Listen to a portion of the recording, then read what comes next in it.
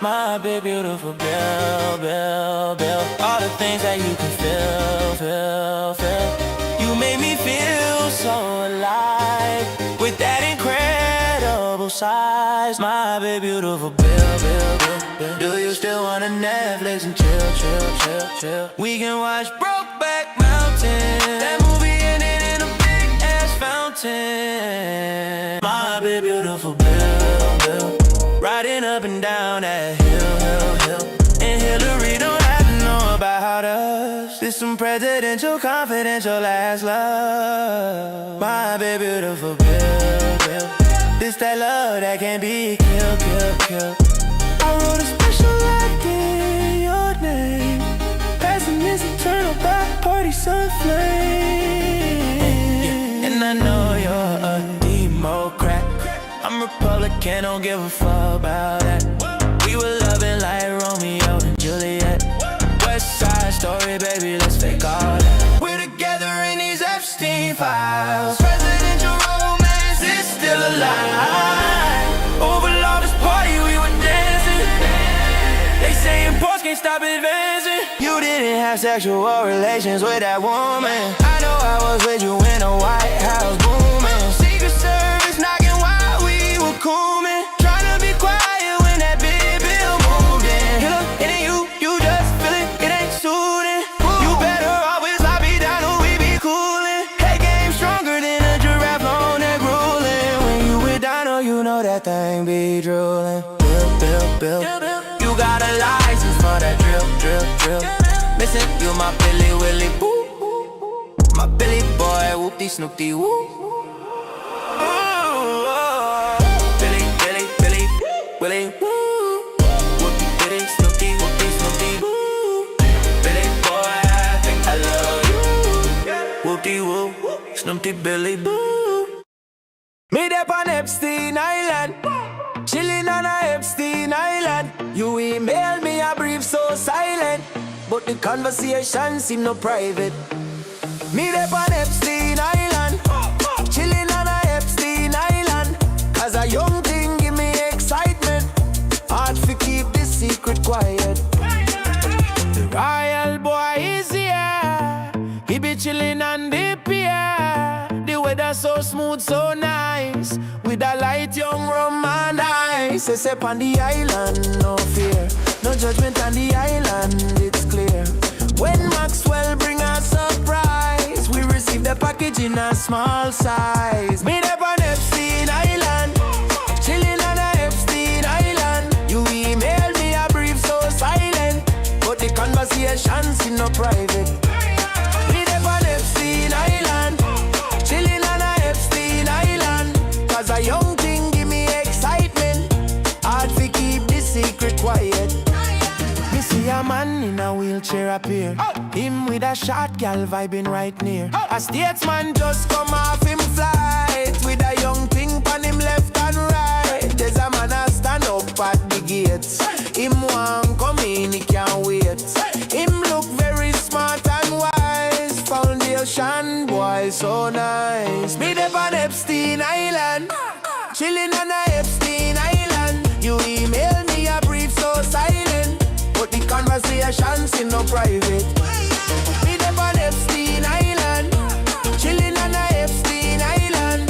Cause a young king give me excitement. Hard to keep this secret quiet. Mr. Musa call late at night. Him want come over, want an invite. Him have no vibes, we no rate till. And Maxwell tell a idiot say the party's done. We laugh cause smart get one STD. Him living too young, wild and free. From one Russian gal, intercourse. His wife no happy, she want divorce. Next day come around, it's safari time. We a enjoy, we self-relax and wine. Jeffrey a drive we round in a the Jeep. Him a chill guy, can't believe them call him a creep. Look how the monkey them a climb up and jump.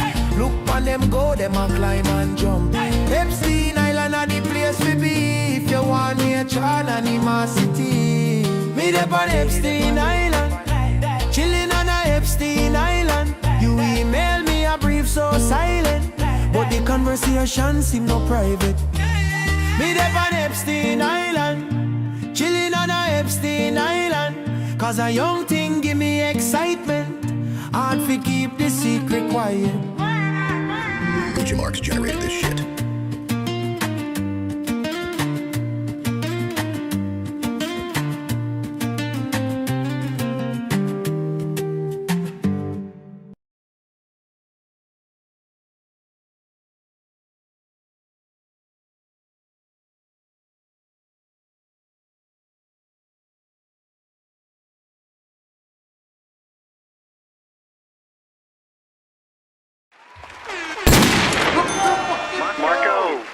Marco. Bomba Clyde. Bomba Clyde. Keep fucking playing around. Keep playing around. See what happens to you. See what happens. We're here. We are here, my friends. We're here. We're never far, always near. What's up? Hope you guys are doing good. Back to another episode of Man Loses His Mind in His apartment. So that's good. We're here. And I appreciate y'all being with me. I feel like this needs to be a little smaller, mayhaps. That's better. That's so much better. How do we sound? Let's make sure. You know, you can never be too sure these days with all that's going on out there with the interwebs and the... my big, beautiful Bill. Appreciate y'all being with me. Sounds perfect. Fuck yeah. CEO entrepreneur, born in 1964, Jeffrey Epstein, instead of Jeffrey Bezos. What's up, Brandon C, Trey Tino, Devin Kelly? You know, we ignore everyone, but I have mod blindness. I mean, member blindness, chat blindness. I only see the goons who are actually locked in. I only see the goons who are actually locked in, who really care about this cult and this movement. I have to send a Google Meet link because we're going to have a guest on here. We're going to have a Bomba Clot guest on here, so watch out. Start an instant meeting. Okay. May blood. Hopefully this doesn't interfere with the this camera, because you know we were having issues. Rob, where did I go the last time we did this? Let's invite people. Make sure in the meantime, y'all thumbs up the thing, click like, whatever. Streamlabs link in the chat. I haven't had the Drake meal yet. You guys might know I'm in Canada, and there's a Drake McDonald's collaboration, similar to what they did back during COVID with the Travis Scott meal, which was just a normal quarter pounder meal, but with barbecue sauce instead of ketchup, and they called it the Travis Scott, whatever they called it. This is the same shit. Taxing. But the cup looks really cool. Now, I'm at a point where, I'm going to ask my guest about this. I'm at a point where I'm kind of conflicted in my Drake loyalty, because I still think Drake is the GOAT, but I don't know about this meal. So, but I will sacrifice for my people. You know, I don't really eat McDonald's. Don't even let me correct that. Don't let me say I don't really eat McDonald's, because that makes it sound like an excuse being said by somebody who does but wants to come off like they don't. I can't remember the last time I ate McDonald's. It's been a long time. I've been trying to stay away from the slop. It's easily been, I want to say, a year. So, but I will sacrifice for my people. Okay? I will sacrifice for my people and order the Drake meal. Okay? I'll make an exception. Let me, how do you add somebody to a fucking Google Meet, for God's sakes? Here.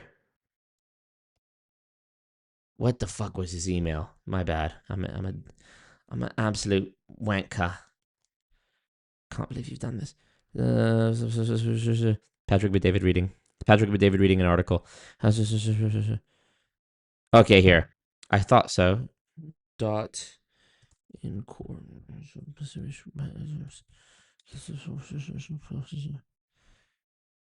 send. Emailed to you. There we go.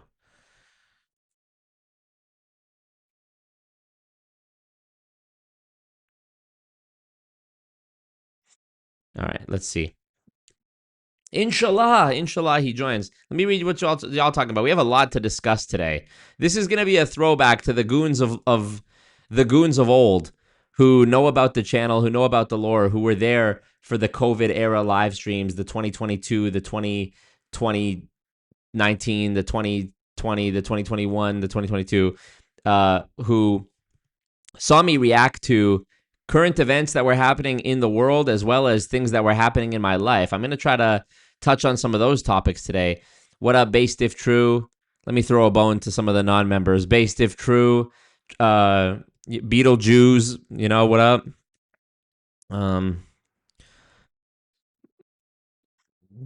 Yay Height says I'm gooned out. Yes. You sound like you were born in Iran. Yes. 2,700 watching, 10 likes. I know. I can't believe you've done this.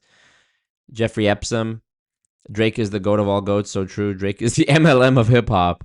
This is the tier of greatest things to touch in this earth in the following order: Shaw, Marco, Drake. Well, Drake came first, right? Latina mommies. You know, I've never been with a Latina gal. Never. I know. What? We don't really have them here in Canada. We have Filipinos. We have Filipinos the way you guys in the U.S. have Latinas. You know, there was like a couple of like, I don't know, Colombian girls or whatever that went to my high school and whatnot. And there's one girl that I went to high school with who's still super bad to this day. And I think she's Colombian. And, you know, I would definitely still be interested in her, but I think she got a man, and that was all the way back then. You know, we're 30 years old now. You know, you could have had me any time in the last 10 years, Latina gal from my high school. And by the time she does finally come around, if she doesn't get married or have kids or whatever, before then, by the time she does come around, I'm gonna be like, whatever at this point, right? I don't even care anymore. Oh shit. Sorry. I'm lagging because I forgot to close DaVinci Resolve. So my computer's like, what the fuck are you doing? I'm going to explode.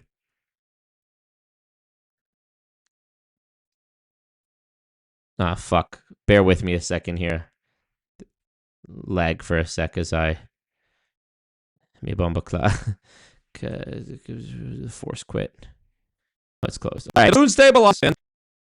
After a scene by that.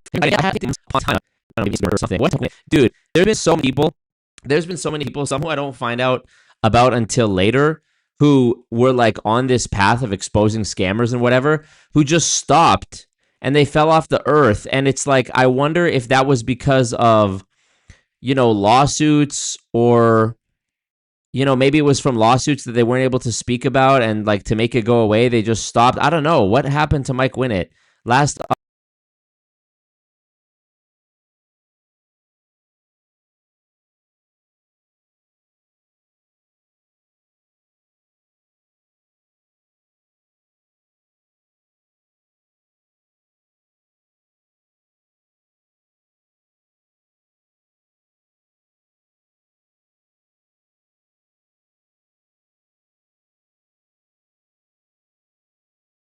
upload 3 years ago. Really good fucking question. I do want to know. His last video was 3 years ago about Ty Lopez. Yeah, how many subscribers? 94,000 subscribers. Let me look at his comments here. Let me pull this up. Let's sort by newest comments and see. Here, let me pull it up on where you guys can see it. Screen capture, OS, screen capture, filters, on, properties, window, for fuck's sakes. Here. Let's see. Okay, look at these comments. Oh, he's active. He's seeing them. Look. He's replying to comments 2 weeks ago. Somebody saw him in Mr. Lau's. Please come back, Mike. He loved reacted to it. You said I'll be back soon, but you're not here. When will you upload new videos? Wow, I fucking hope people care about me like this if I ever stop. Very actually curious about this. I'm actually curious.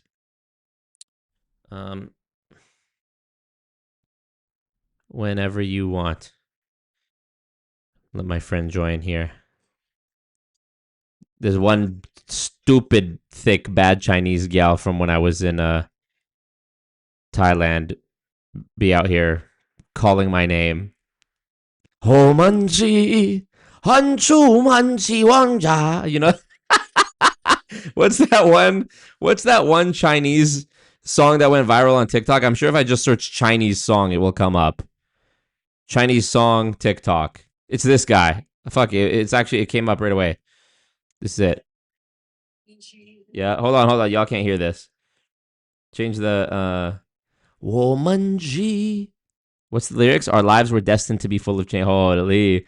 Nah. This is some shit. Come on now.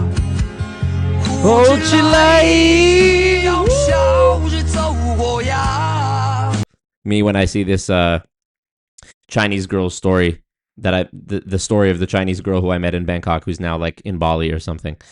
Yeah, what were we talking about? Mike Winnett. Okay, I have a bunch of things to talk about. First, I need to plug in the chat the donation link because speaking of Mike Winnett and him taking a long time hiatus from YouTube, one of my lawsuits has reached a critical inflection point, and unironically speaking, I'm actually going through, I'm very positive when I'm live streaming because I enjoy it and it's fun and it's sort of therapeutic for me. But I'm without any sarcasm here, I'm actually going through like the darkest chapter of my personal life in my entire life right now. And so, yeah, I just need to keep it real with you.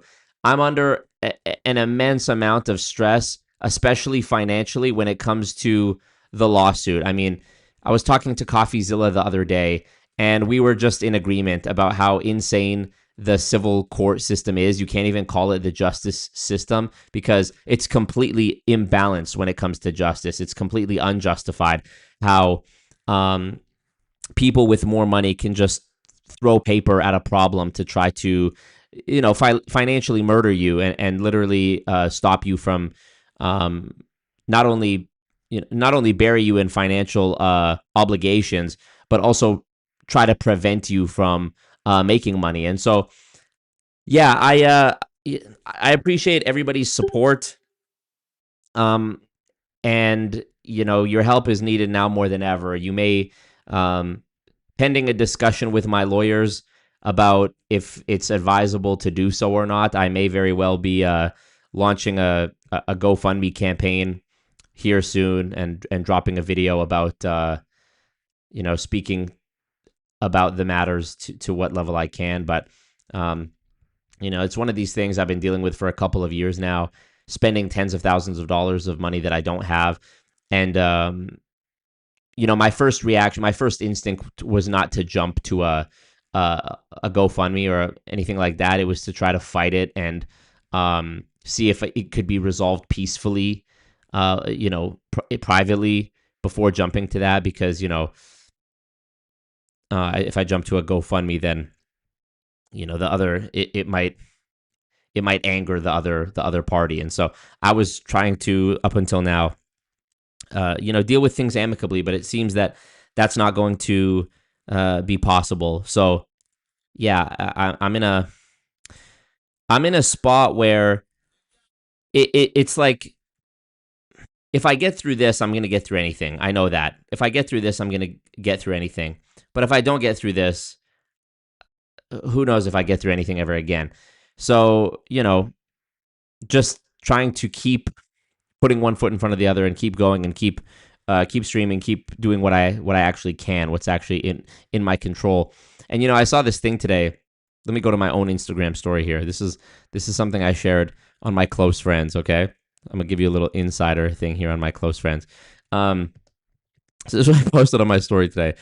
Is this Photoshop of Harambe looking out through the glass at Punch. Have y'all seen this monkey Punch on Instagram?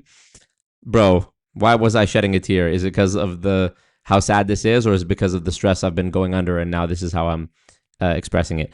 Each decade is defined by a zoo monkey. In 2016, there was Harambe, whose death cursed us with 10 years of bad fortune, and now there's Punch, who will bless us with 10 years of good fortune. When I tell you that I need this to be the case, I need this to be true, okay? I need this to be true. This is some shit right here. How about this? Come on, man. Harambe looking down on Punch. We weren't there. You know, when I was 19 and Harambe was killed, we weren't there as a society to prevent the death of Harambe and be there for him. But now with Punch and with social media, and we see him in his early stages of life being bullied and, you know, trying to find his place, we can do something. Wow, man. The Delta world has... Fox just Come on tied now. 136 Canadian dollars .88 to the cult. Delta Fox, man. Thank you so much. Seriously. Delta Fox rallying around me like the zookeeper rallying around, you know, standing behind Punch and giving him little, I don't even know what they feed the monkeys, little niblets of tablets of stuff in that one video. Me clinging to Delta Fox's leg like Punch was clinging to the zookeeper's leg. Thank you, Delta Fox. Really, I do appreciate it. I know YouTubers always say stupid shit like this, but like, come on now. Come on. TJ, appreciate you. 9651 dropped a bag $20 pawn super chat. I feel your pain. I'm in a Thank you, lawsuit bro. battle as well from 2 Amway Diamonds. Thank you for everything you do. Thank you, dude.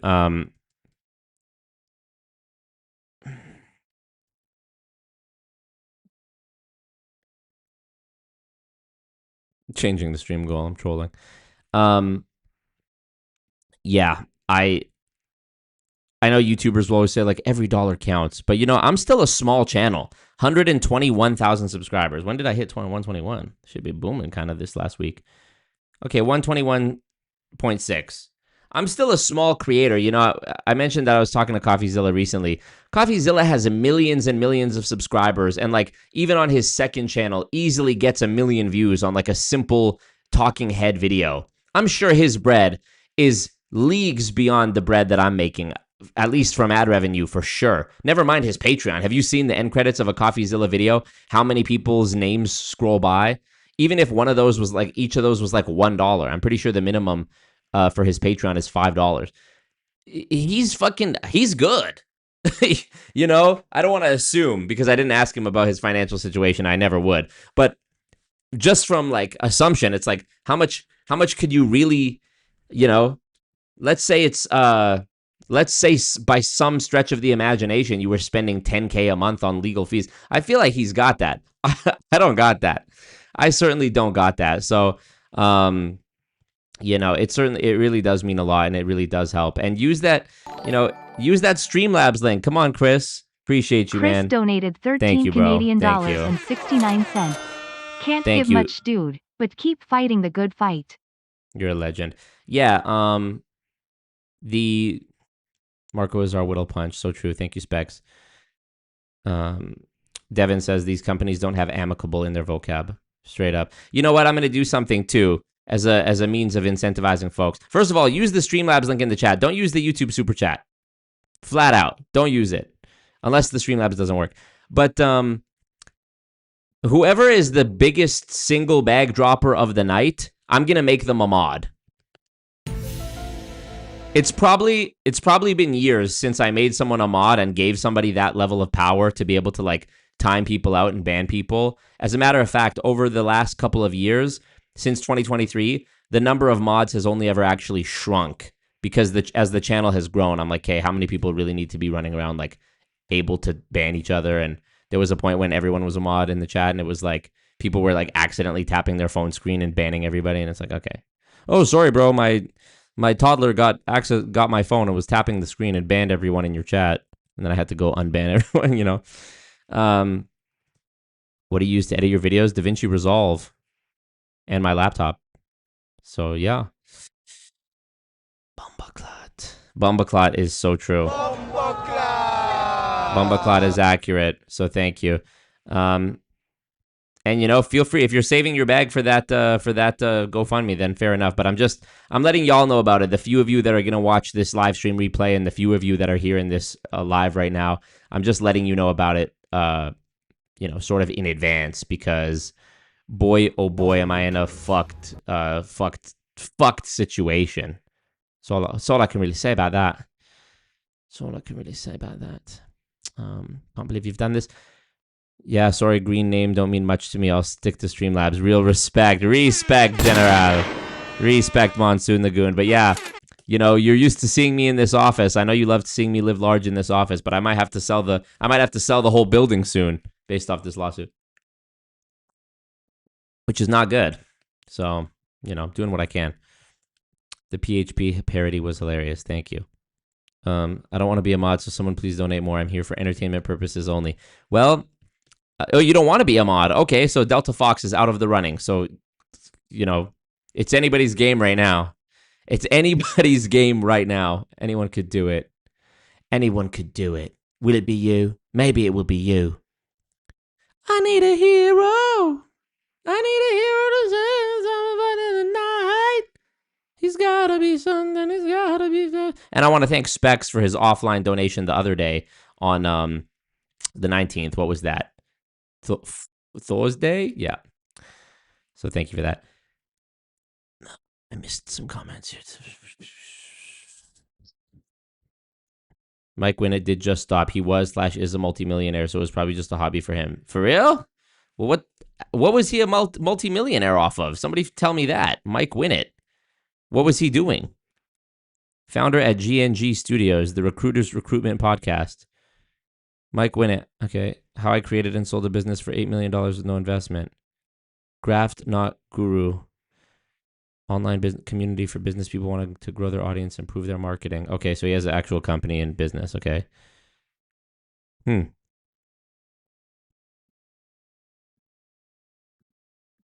Ah. Interesting. Thank you, LaReal Plain Jane. Appreciate you. I sleep with my wrench. So true. Okay, if our guest isn't going to join yet, let me react to this. This was one of the things you saw in the thumbnail. This is a video called This Video is 6 Minutes Long. It came out a day ago, and it has over 1 million views.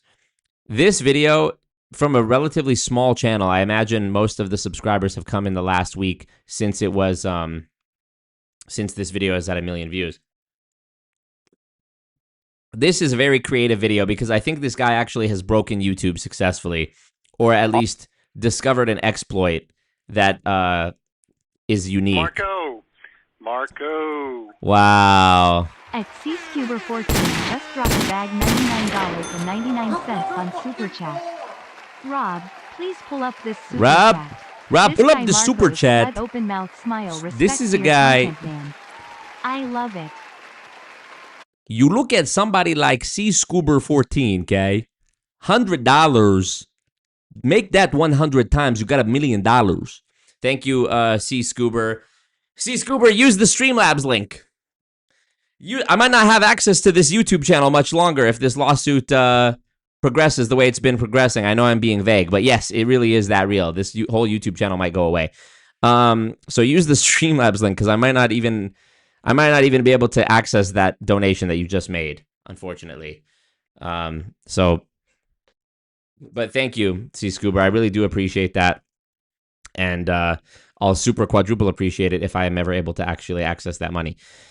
But anyways, this guy has exploited a YouTube hack where basically, let's just watch a minute of it and I'll explain what's going on here. Alrighty, hopefully you've now switched over to the Klingon version of this video, and congratulations on your ability to immediately learn a new language. So why am I doing this? Well, the same reason I do basically anything else. Because I think it'll be fun. This feature is a lot more powerful than you think though, and I want to see just how far I can push it. The truth is, I genuinely think this is going to break YouTube in a bunch of very strange and honestly unpredictable ways. For example, are YouTube's algorithmic recommendations based off language, or is it more open now? Because if it's based off language... So what you're seeing here is kind of confusing because there's two of this guy speaking, and the one of him in the corner is the one that's synced with the audio. And I guess I kind of did this backwards. But the reason that this video, which is only 3 minutes long, is called This Video is 6 Minutes Long, is because of something he's doing by manipulating the audio tracks after the video is uploaded. So now I switched it over to English. Look. Technically the video, as in... Now it's the main one of him that's actually talking, what okay? you're watching on screen right now. So basically what he's doing is he's filming a video. It's 3 minutes and 19 seconds. But he also filmed another completely different 3 minute and 19 second clip of him talking, which is over here in the corner. And then he overlaid it and then used the audio track from the second video as an embedded audio track which is a different language, which is Klingon from Star Trek. So then when you watch it a second time, he's saying something completely different over here.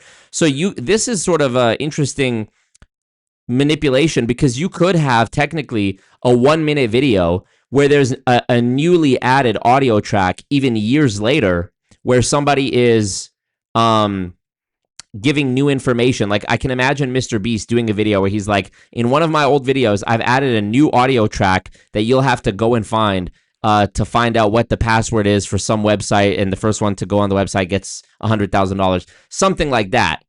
You know, I think that it's interesting. Or like, you know, let's say somebody puts out a documentary. They could go and add a commentary, director's commentary audio track later that you could have the option of listening to. So it's really interesting, because obviously not everyone's going to do what this guy does and has, you know, have the foresight to film in advance. But that is a really cool feature that you can manipulate. It sort of reminds me how there used to be the annotations, the clickable annotations that you could add to a YouTube video later. And sometimes people would put an annotation that covered the entire screen, so that anytime you tapped on the screen anywhere, it would take you to a different link, and then they got rid of annotations. This seems to be a feature that, I don't know, I'm sure someone's going to exploit it in a way that is going to force YouTube to patch it. But yeah, this is a very interesting creative idea. So look, let's see, he's talking here in the normal clip. Languages, except not really.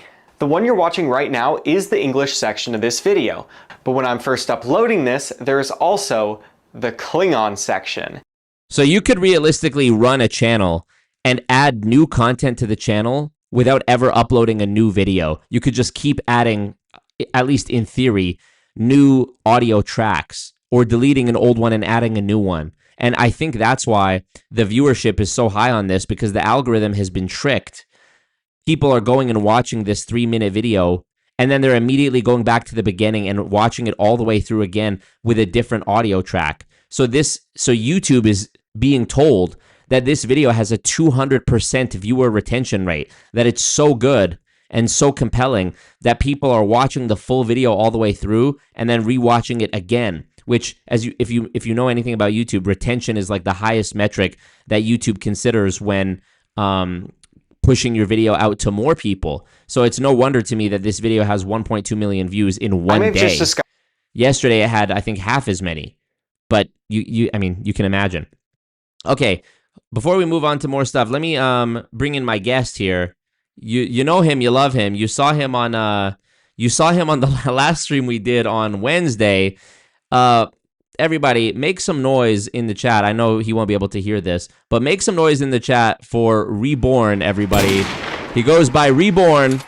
I'm sure that's not the name that's on his birth certificate, but what can I say? He's a man of okay, it is. So maybe it is. He's a man who looks like, perhaps we look like the same guy at a different stage of his life. We both are wearing the collared shirts. We're both appear to be of a Middle Eastern descent. Tell us what we need to know, Mr. Reborn. Well, I think it's safe to say we're both numbers guys. So true. We are both numbers guys. Absolutely. So, I mean, yeah, go ahead. Yeah, in all seriousness, no, I think we both have a pretty equal level of hatred for Patrick Bet-David. I love Patrick Bet-David. What do you mean? Yeah, I don't. What made you dislike Patrick Bet-David? Was it his interview with Big Yahoo, or? That definitely, I hated him before. You know, it was an accumulation of things. Mm-hmm. I mean, I think he's just a fraud. You know, and, allegedly, in your opinion. Yeah, well, no, clearly he's I've watched some of the great work you do, and I'd like to say, like, I really respect what you do, like, you know, exposing these MLMs. I think you're doing the Lord's work. Thank you, bro. Thank you, bro. Thank you. I appreciate that. No, seriously, because these MLMs, you know, they prey on people who are vulnerable and really want to do good by themselves and making money for their families and stuff. And you know, they prey on vulnerable people to take advantage of them. So the people at the top can do exactly what these vulnerable people want to do, right? But they do it in this, like, the most immoral way, and it seems like they just get away with it. You know, that's why They people like do, you yeah. and that's why people like you are important. So tying that back to Patrick Bet David, you know, like this guy holds himself like he made all his money through an MLM scam. He opens a media company, putting out the most just the biggest slop ever, right? Yeah, Over yeah. and over and over again. He has the funds to do it, right? He knows how to Yes. fund the algorithm. He to a degree he knows what he's doing. He's just an imbecile, for lack of a better term. Yeah. I don't know how much Yeah. cursing you allow on. No, you're allowed to say whatever you want. I mean, yeah, I've said before he's like a village idiot. That's like how I kind of look at him. It's like he is very clever though in what he did, which is kind of a unique approach because most MLM gurus stay uh stuck at being famous only within their company. You know, it's like you'll go to one of their conventions and they'll be like, guys, we have an amazing treat for you. We have a special guest speaker. You've seen him. He's the most successful guy in the world, blah, blah, blah. You'd think they're bringing out like Steve Jobs. And then they're like, John Smith. And it's like some guy. You've never heard of him or seen him before. But within this company, he's a legend. Patrick sort of transcended that by taking the MLM money, which should have been enough for him. You know, I guess these other ones didn't have political aspirations, or if they did, they kept it behind the scenes. But yeah, Patrick's really the first one that I've seen really pay his way out of being pigeonholed in that sense. And yeah, like it's quite a genius scheme. You know, he took the money from the MLM, used it to like book speakers at his MLM events, which was, you know, already paid off. Like if you have Jordan Peterson at your event and he wants 250 bands to speak, but you have 1,000 people there and they're all paying like a couple $100 for a ticket, it's like that's easy. So and then he's posting that content on his Valuetainment or whatever and not talking about an MLM. It's very clever. So yeah. I mean, yeah, you know, it's a shame. It's a shame that he gets away with it. But you know, one thing I think that keeps him going, it's a testament to how, you know, he's a moron, right? But it's a testament to how, you know, when you're a narcissistic moron like Patrick Bet David, you know, really like there's nothing stopping you, you know? no. Clearly, like he's shameless, dude. He's shameless. Yeah. So And he has that, I don't know, I always sniffed it out from him because he has that thing that I've seen in my own family and like my own community of like Lebanese people where it's like, it's just this ethnic thing. It's just like this ethnic like hustler, you know, you're always being a salesman, like, Habibi, bro, don't worry, I got it. I know how to, you know what I mean? Just like this, it's this brazen confidence that I feel like white people don't automatically have by default, but my relatives have it just almost as like a survival mechanism, you know. It's because they grew up in harsher conditions and they had to like really sell and exude confidence in order to succeed. And maybe it was narcissism, maybe it was insecurity, maybe it was, you know, a means of providing for themselves. But Patrick has it, and it's like you just see how vulnerable people just fold to that type of personality, and it really does suck because it's like, how much is enough, dude? Like, you're not going to be the president. The law doesn't allow someone who wasn't born here to be the president. Like, what's going to be enough? well, you know, honestly, first, I don't know how strict that rule is with not being born here. Okay, you know what it is? I don't think he can't be president because he wasn't born here and he wasn't an American citizen for a long time. Ted Cruz wasn't born in America. He was born in Canada and he ran, but Oh, he was I'm 99% sure he was an American citizen when he was born. So he kind of like gets away with it. I see. But because Patrick Bet David, you know, we heard his story a million times. So I was born in Iran, okay. I came Yeah. to Germany, okay, and then you know I came to America, okay. And bottom line, we need the Shah back in Iran, okay. It's like, what are you talking about? Yeah. Yeah, So the more I post those like impression clips, more people will drop comments being like, "You forgot to include X, Y, and Z," and it's like, I'm like, "Oh, that's so good." It's like a little piece of Patrick lore, like a Patrick ism, things that I didn't even know too. Where they'll be like, "You have to talk about, you have to talk about Casa D'Angelo. You have to talk about this athlete that he loves to name drop. You know, yeah, Tom Brady. You know, Michael Phelps. Yeah, yeah, yeah, yeah. I do this for those who don't know. Like I also do impressions and one of the ones I do is Patrick Bet David, and I get the same thing. I get the comments all the time. It's actually quite astonishing. Like, people really pay attention to it, like how stupid. Yeah.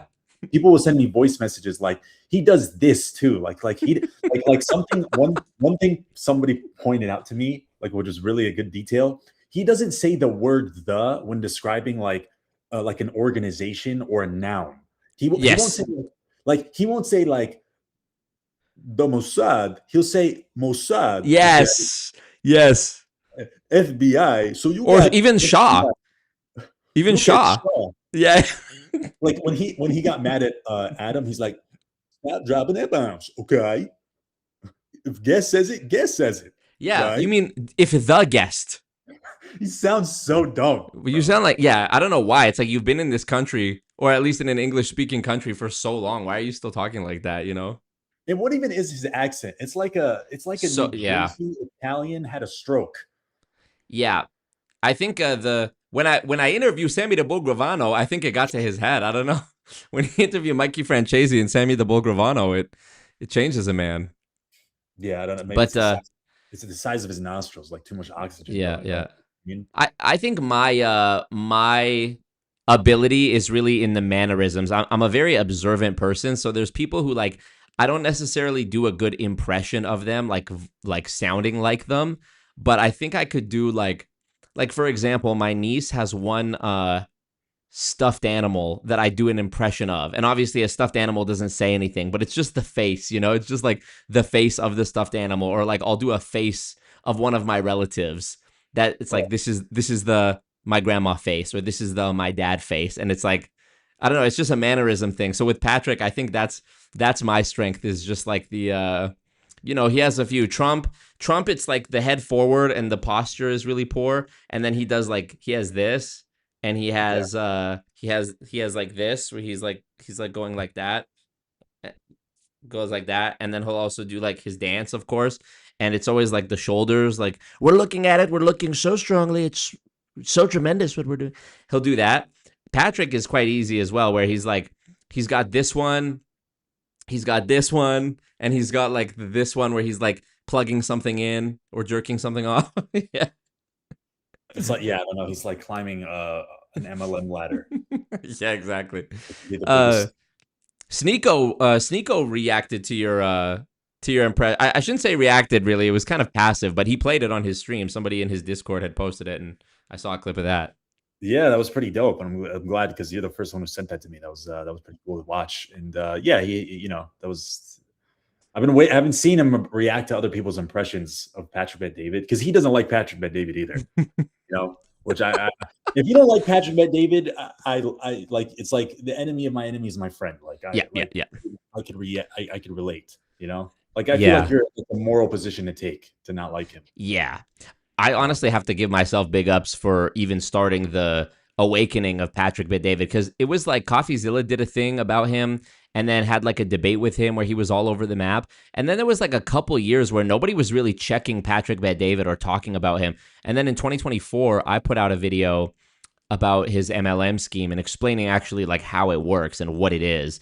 And then you had a couple big videos, like there was one called it was called like the biggest grifter on YouTube, or the biggest fraud on YouTube, something like that, by a channel, King of Nothing. And there was a couple other ones too, like long, like multiple hour long deep dives about Patrick Bet David. And yeah, I mean, I like to think that I at least contributed to those, because some of them used clips from my videos and whatever. And then the impressions came later, which just show you, if you do an accurate impression, it just shows you how nonsense what he's saying is, even to the point that Adam commented on the first one I posted on Halloween, this past Halloween. He commented and was like, wow, bravo, salute. It's like, so you even recognize this is what he does. Yeah, it's such a good impression, Marco. Yeah. And then you come and tell him like, I like your response to him. You told him like, get me on the show to expose his grift. I would love to see what that debate would look like. I already know. I mean, it would just be, so you don't like sales, or you have a problem with insurance. He'd just keep deflecting. He'd keep throwing red herrings out, Yeah, what's another thing he does too when he's arguing? Like, this is one of his debate tactics. Hmm. He gives you like a binary choice for something, right? Yes, Like yes. this choice, or you got like that's it. Like you have to choose one. You'd be like, Hmm. okay, so if you're in my position, okay, either you die and you starve to death, or you run an MLM scam. Okay, which one are you gonna do? Okay, Yes. Yeah, that actually is a uh it's called a false binary, and it actually is like a deception debate tactic, sort of logical fallacy where you're pigeonholing someone into two choices, which the answer might not be either of the two choices, especially if you're asking someone an opinion question. But I think Charlie Kirk was also sort of the same way. Who was it? Was it Nick Fuentes that said like Charlie Kirk's debate style was he had like a preset sort of categories, and once he fit your question into one of those categories, it just became like a by the numbers funnel to the point that he right. was gonna he sort of did the same thing where he's like, I'm gonna steer this away. Because actually, there's proof of this in Patrick Bet-David's Jubilee thing, where it was like the 20v1. Somebody asked him about charging fees, and he's like, "Let me ask you a question. What do you know about the insurance industry?" Complete red herring. Complete red herring. So, it's like Bernie Madoff saying like, if somebody asked him, Bernie, are you running a Ponzi scheme? And then Bernie Madoff was like, what do you know about derivatives? What do you know about quantitative analyses of stocks? And it's just it's a moot Yeah, point, right? It's deflecting. yeah, exactly. You hit the nail on the head. That's and another thing he does when he's debating too, like one of his debate tactics is to just drag on the debate and to exhaust you Yes, with like yes. a bunch of talking and nonsense and stupid ass questions to come to his point. You know, like Yeah. he did that with Dan Bilzerian when they were Oh when they God. were talking about you know Gaza, Israel, Palestine, and like basically like Israel's kind of control and supremacy over everything. Yeah. Uh, Dan is coming pretty hard on him, like hitting back, like Mm-hmm. countering points, Mm-hmm. not letting him get away with like his little bullshit propaganda, which is predominantly the reason why I don't like him. Right? It's his fucking propaganda. He's Yeah. very prejudiced. He's very prejudiced towards you know pretty much like most Middle Eastern groups, Muslims, and he aligns himself with like Israel a lot, which I dislike. I'm not a big fan of the whole Shahist diaspora Yeah. Persian. Yeah. They're extremely prejudiced people, very rude, and he's just and the way he supports his propaganda, he doesn't even do it well. Like he's just a moron, right? And Yeah. that's so it's so insulting. It's like you're only in this position because you have all this money to push it in our faces through the algorithm, and you've got this money how? By being a scam artist, right? Right. He dropped a video recently. It was about like different religions. Um, Oh you know, yeah. Yeah. Yeah. and Who has really the was most money or the most right? Was the most millionaires or something by religion? yes, most millionaires and billionaires by religion. And he's talking about it was mostly just like Christianity versus Islam. He didn't bring up Jews at all, right? Interesting. So Well, maybe convenient. there's no Jewish billionaires But I guess so. Well, if he didn't include them, and that must be the case because Yeah. we all know Patrick does his due diligence, and right? doesn't lie. Of course not. But one of the points he's making, he's like, when you come to this country, okay, you gotta assimilate, okay. What are you doing for the culture, okay? What are you doing for the America, the taxpayer, okay? Are you contributing to society, okay? Are you doing good for the people, right? And it's like, bro, who the fuck are you to talk about doing good by people and being Yeah. a benefit to Exactly. society? You are Yeah. literally projecting. You are projecting Yeah. your own crimes onto to other people. It's almost like it comes off sort of like you remember when Hillary Clinton was in the race and she went on the Breakfast Club and Charlemagne was like, "What's one thing you keep in your purse?" And she knows she's on like a radio station that like is predominantly listened to by black people, and she's like, "Hot sauce." I keep hot sauce in my purse. It's like, okay, Hillary Clinton. And she Nobody. says it, And she Yeah, says it you with that know. fucking accent too. I Yeah, keep hot yeah. sauce, baby. Hot sauce, yeah. Or it's like when Kamala was like, "What's the Kamala soundbite that I have on my stream deck here? You better thank a union member." How she was like code switching. She was at the Mexican thing. You better thank a She was union at member. she was at the Mexican thing, and she's like, somebody's like, "I love you," and she's like, "I love you back." She had like a little Spanish twang on it. She's hilarious. But Patrick sort of reminds me of that because it's like it's almost like a please like me, white people, please like me. You know, I'm one of you. I'm not one of these. I'm not one of these Arabs. I'm not the Muslim. It's like, dude, you are a fucking oily carpet salesman if I've ever seen one. Like, get the fuck out of here. You know, Oily, fucking yeah. Most of the oil is like saturated in his nostrils. it's like he's the final boss of like mall kiosk cologne salesman. You know, it's like, hey, come over here. I actually did a funny bit on you were in the one stream where I was like pretending to be him in the 90s in the club, right? Yeah, It's like it's such like fob Middle Eastern guy energy. Like, we're going to the club, bro. We're going to club. Yeah, I don't know what the accent is either. Because when you think of the Persian accent, you think like, I'm Persian. What is the price of all the cost for this? He doesn't sound like that at all. exactly. That's why I'm talking about. Like his voice is so fucking weird. Like I'm from Iran, okay, but I sound like I'm a New Jersey mob boss, okay, that had a stroke and is now autistic, okay. Yeah, like he's trying to not sound. I Pigeon. don't know. No, he don't sound like a pigeon. Vivant Shawbat like that. You know, Yeah, exactly. I spray Dior Savage all over the head and chest. You want to go to Glendale? We're having an after party. Trump, So on.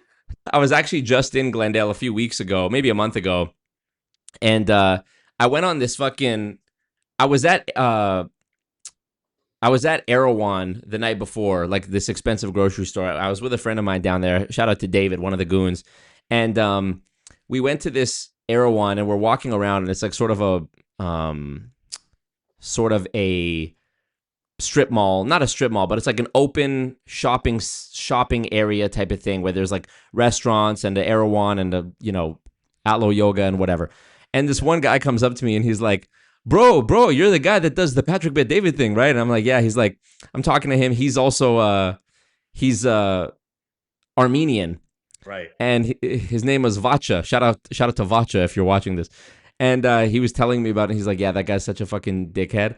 And then I went and did this podcast the next day with this group of Armenian guys that, you know, does it out of Glendale. And I was compelled to go on their podcast because they had Patrick on there last year and they were glazing him. They gave him gifts. They were talking about, like, they were so gracious to him. So I wanted to go on the podcast and be like, what the fuck were you guys thinking? So when I got to the podcast, they were telling me before we went on air, like, oh yeah, Patrick, we really got disappointed in him because of the Israel thing. He's way different in real life. Like his political views off camera are way different than what he does on camera, da-da-da-da.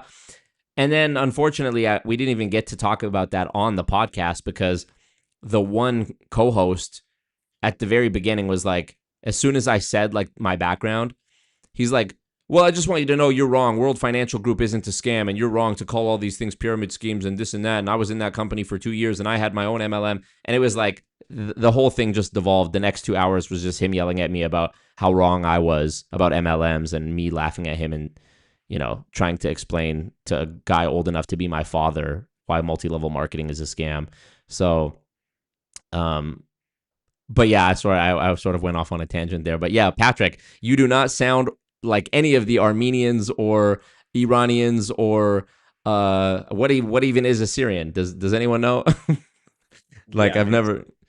Assyrian, they're supposed to be like a really old ethnic group from the Middle East.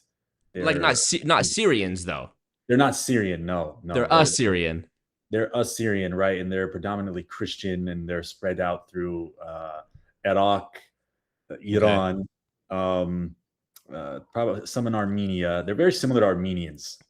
Some in Syria, and they had an empire a long time ago. Before the Shah. Yeah, before the Shah, not too long after the Shah, when I was 9 years old. Okay, $50 million. No, yeah,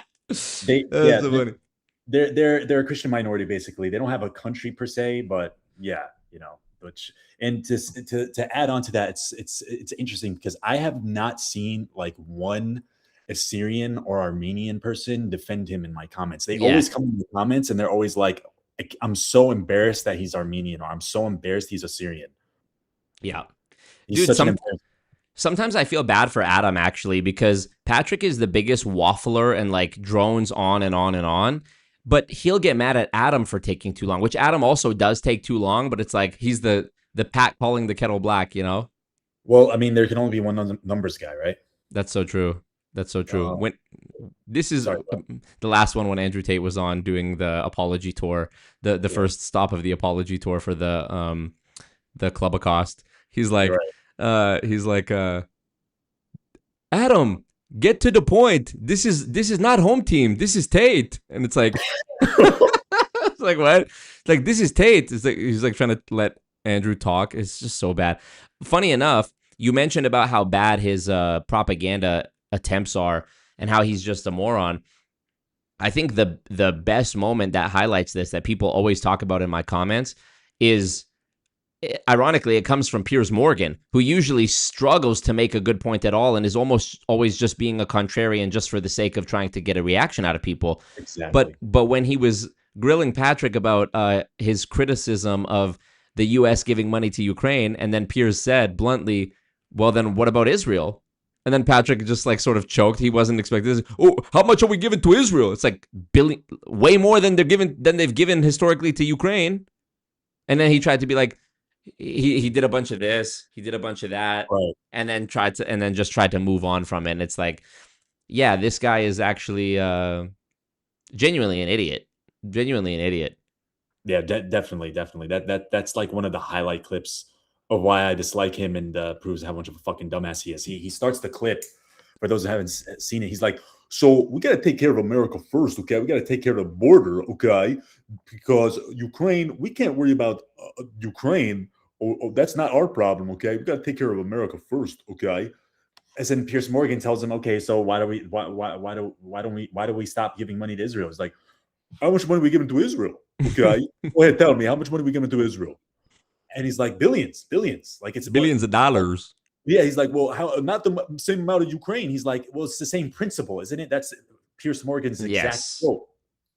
And then he has to like confront the overall contradiction in his argument, right? He's like, well, there's a difference, okay, because I'm an expert in Middle East. I was there till 9 years old, okay.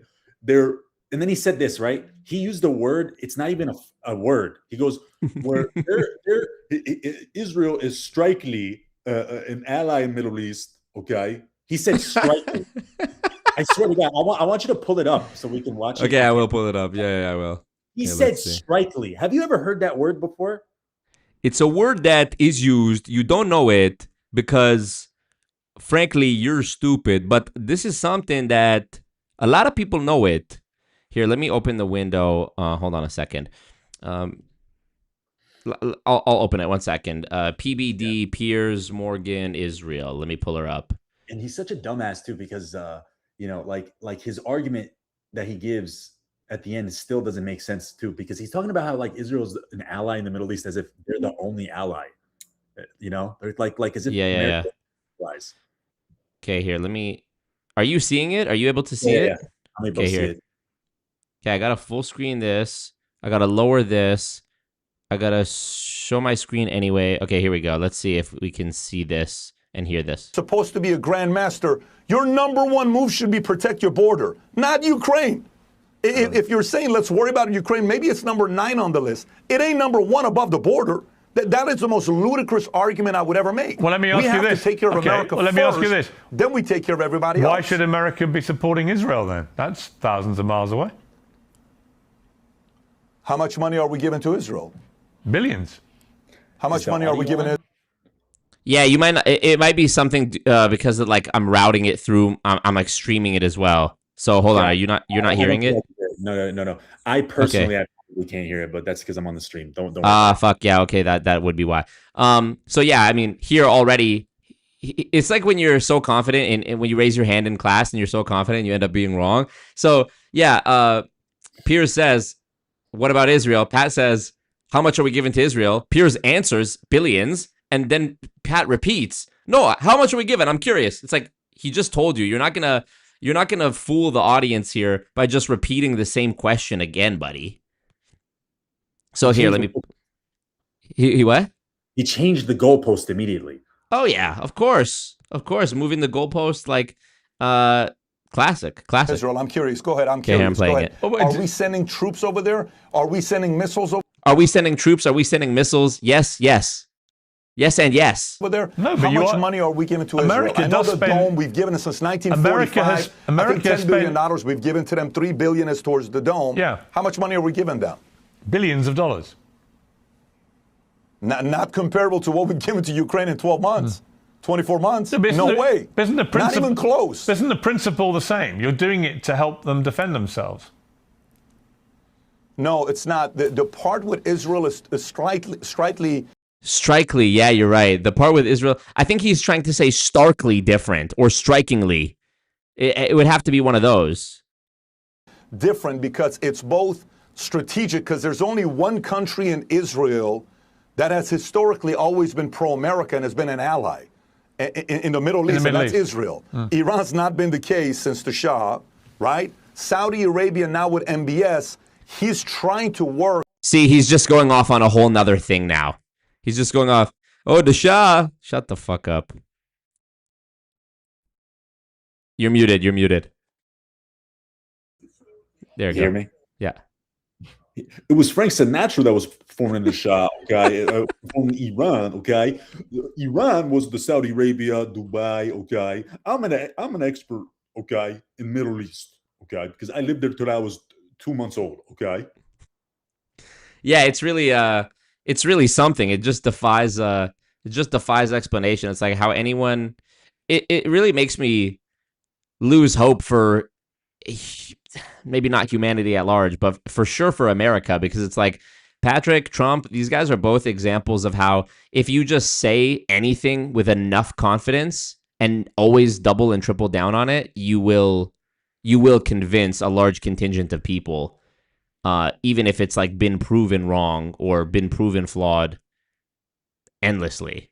Yeah, definitely, and especially if you're like in their faces enough with it, your clips keep popping up. Yeah.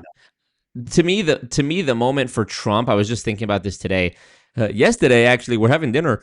I was thinking about this at Casa D'Angelo. Is when Trump was asked leading up to the election about his favorite Bible quote. Like they asked, "What's your favorite book?" He says, "The Bible." Old Testament or New Testament? He's like, both. I like both, frankly. And then they're like, "What's your favorite? Do you have a favorite chapter or verse?" And he's like, "That's private. I don't like to go into it because it's private." It's like, that's private? You'll talk about anything. You'll talk about you almost say too much most of the time, but that's private. It's like, and people are like, yeah, true. It's like, you're just lying. You don't know it. You're not saying any answer because you don't know. I spark notes the book. I read the front cover. That's more than enough. There's a Jesus guy inside the book. He turns water into wine, something like that. All I need to know. He's a great guy. He was an immigrant, frankly, but he came up through that southern border, that beautiful southern border, and We love him because he's Jewish. That's why so we true. like. We did such a great job with, you look at, I mean, him and Patrick both use the same. It's like, we're looking at it, I'm looking at it. That's another way of like trying to sound smart, like I'm analyzing something. Like Trump always does, like, well, frankly, we're looking at it, and perhaps in 2 weeks, we'll probably get around to it in 2 weeks, because 2 weeks is the time it takes for people to forget about it. There's like a whole compilation of Trump just saying that something will happen in 2 weeks. 2 weeks to flatten the curve, 2 weeks to...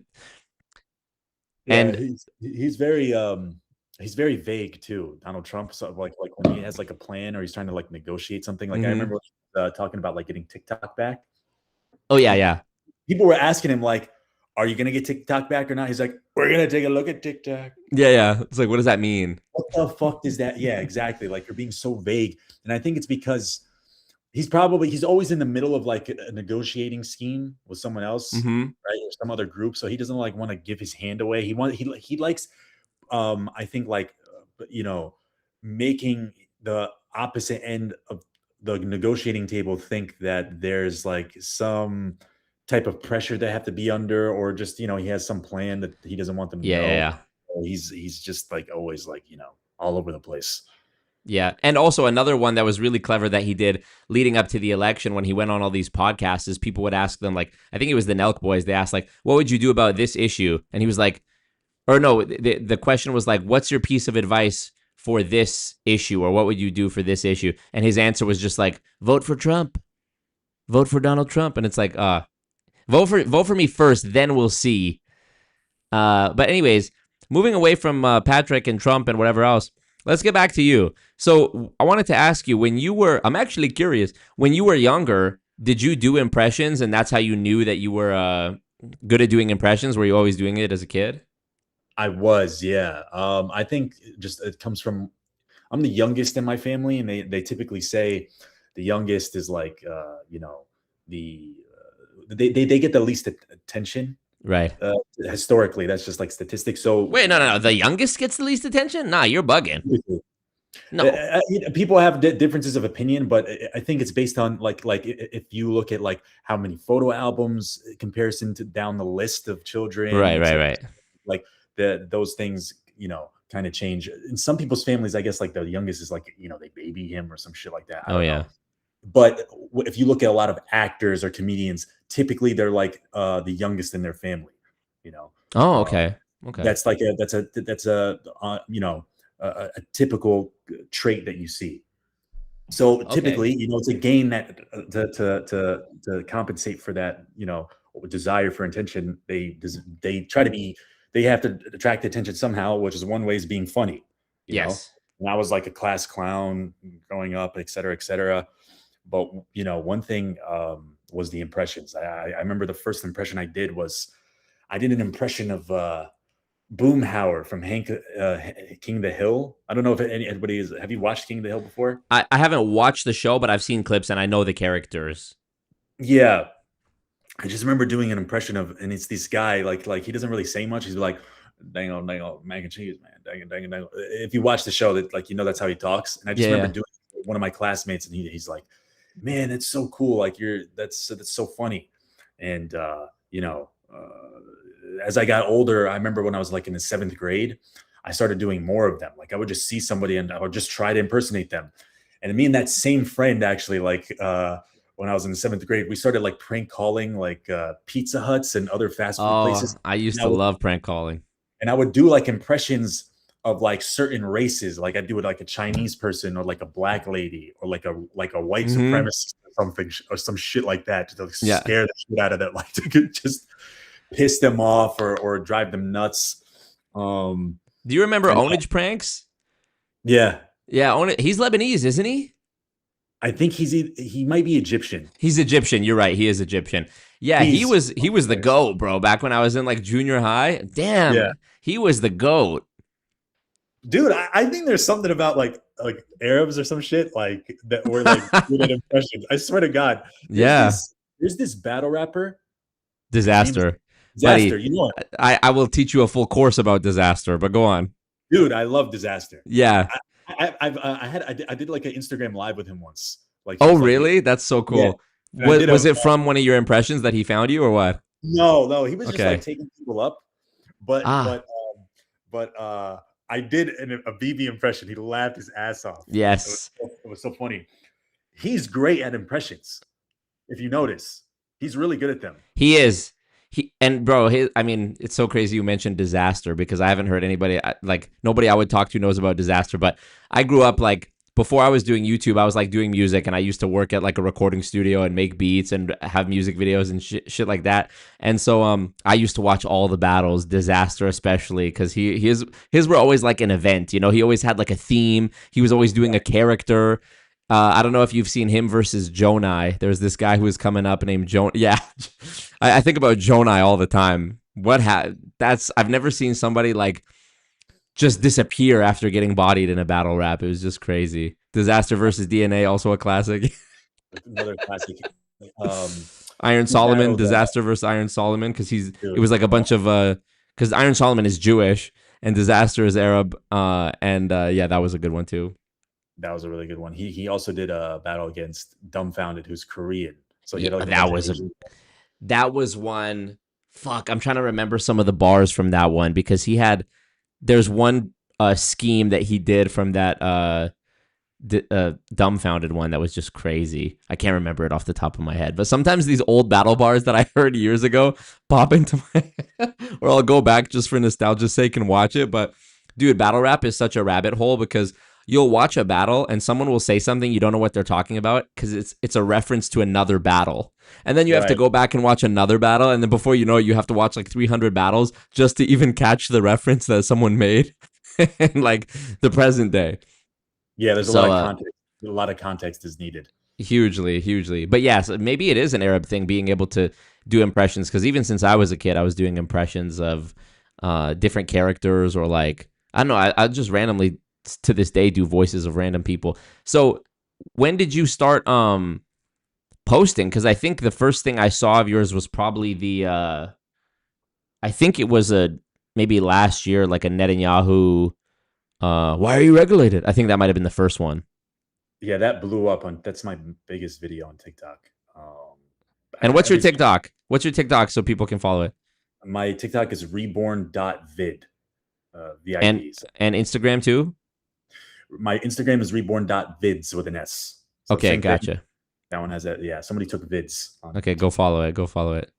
Yeah, Specs posted in the chat. As far as your nail salons, I'm through with you. I'm sick of taking my mother there and having your mother talk shit in Korean while she polishes the cuticle.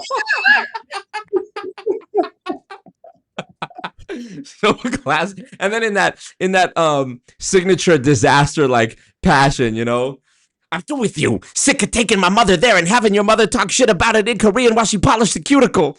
No, when he said cuticle in the battle, he did it an impression of an Asian person. Oh yes, that's right. Yeah, yeah. He's like when she polished the cuticle.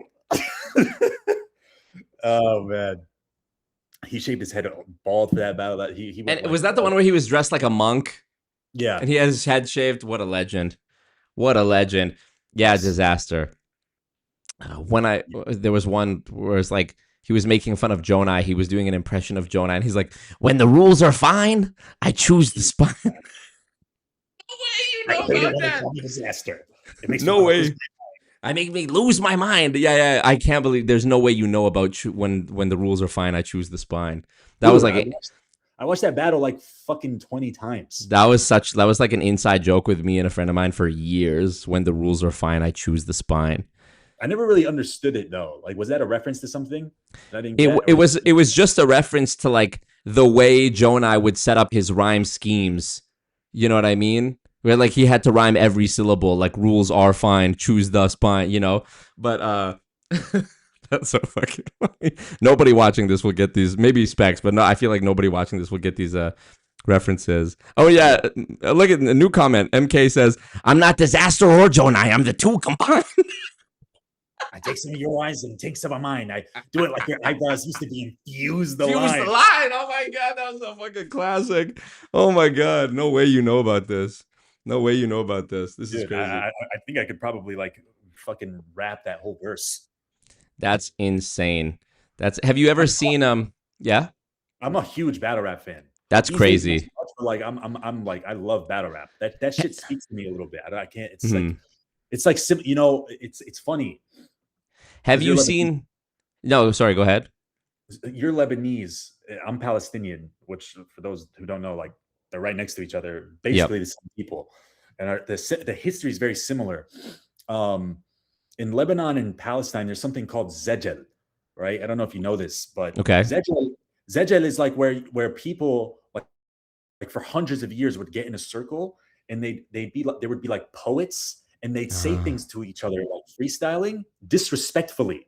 And they no way. I swear to God. That's like, hard.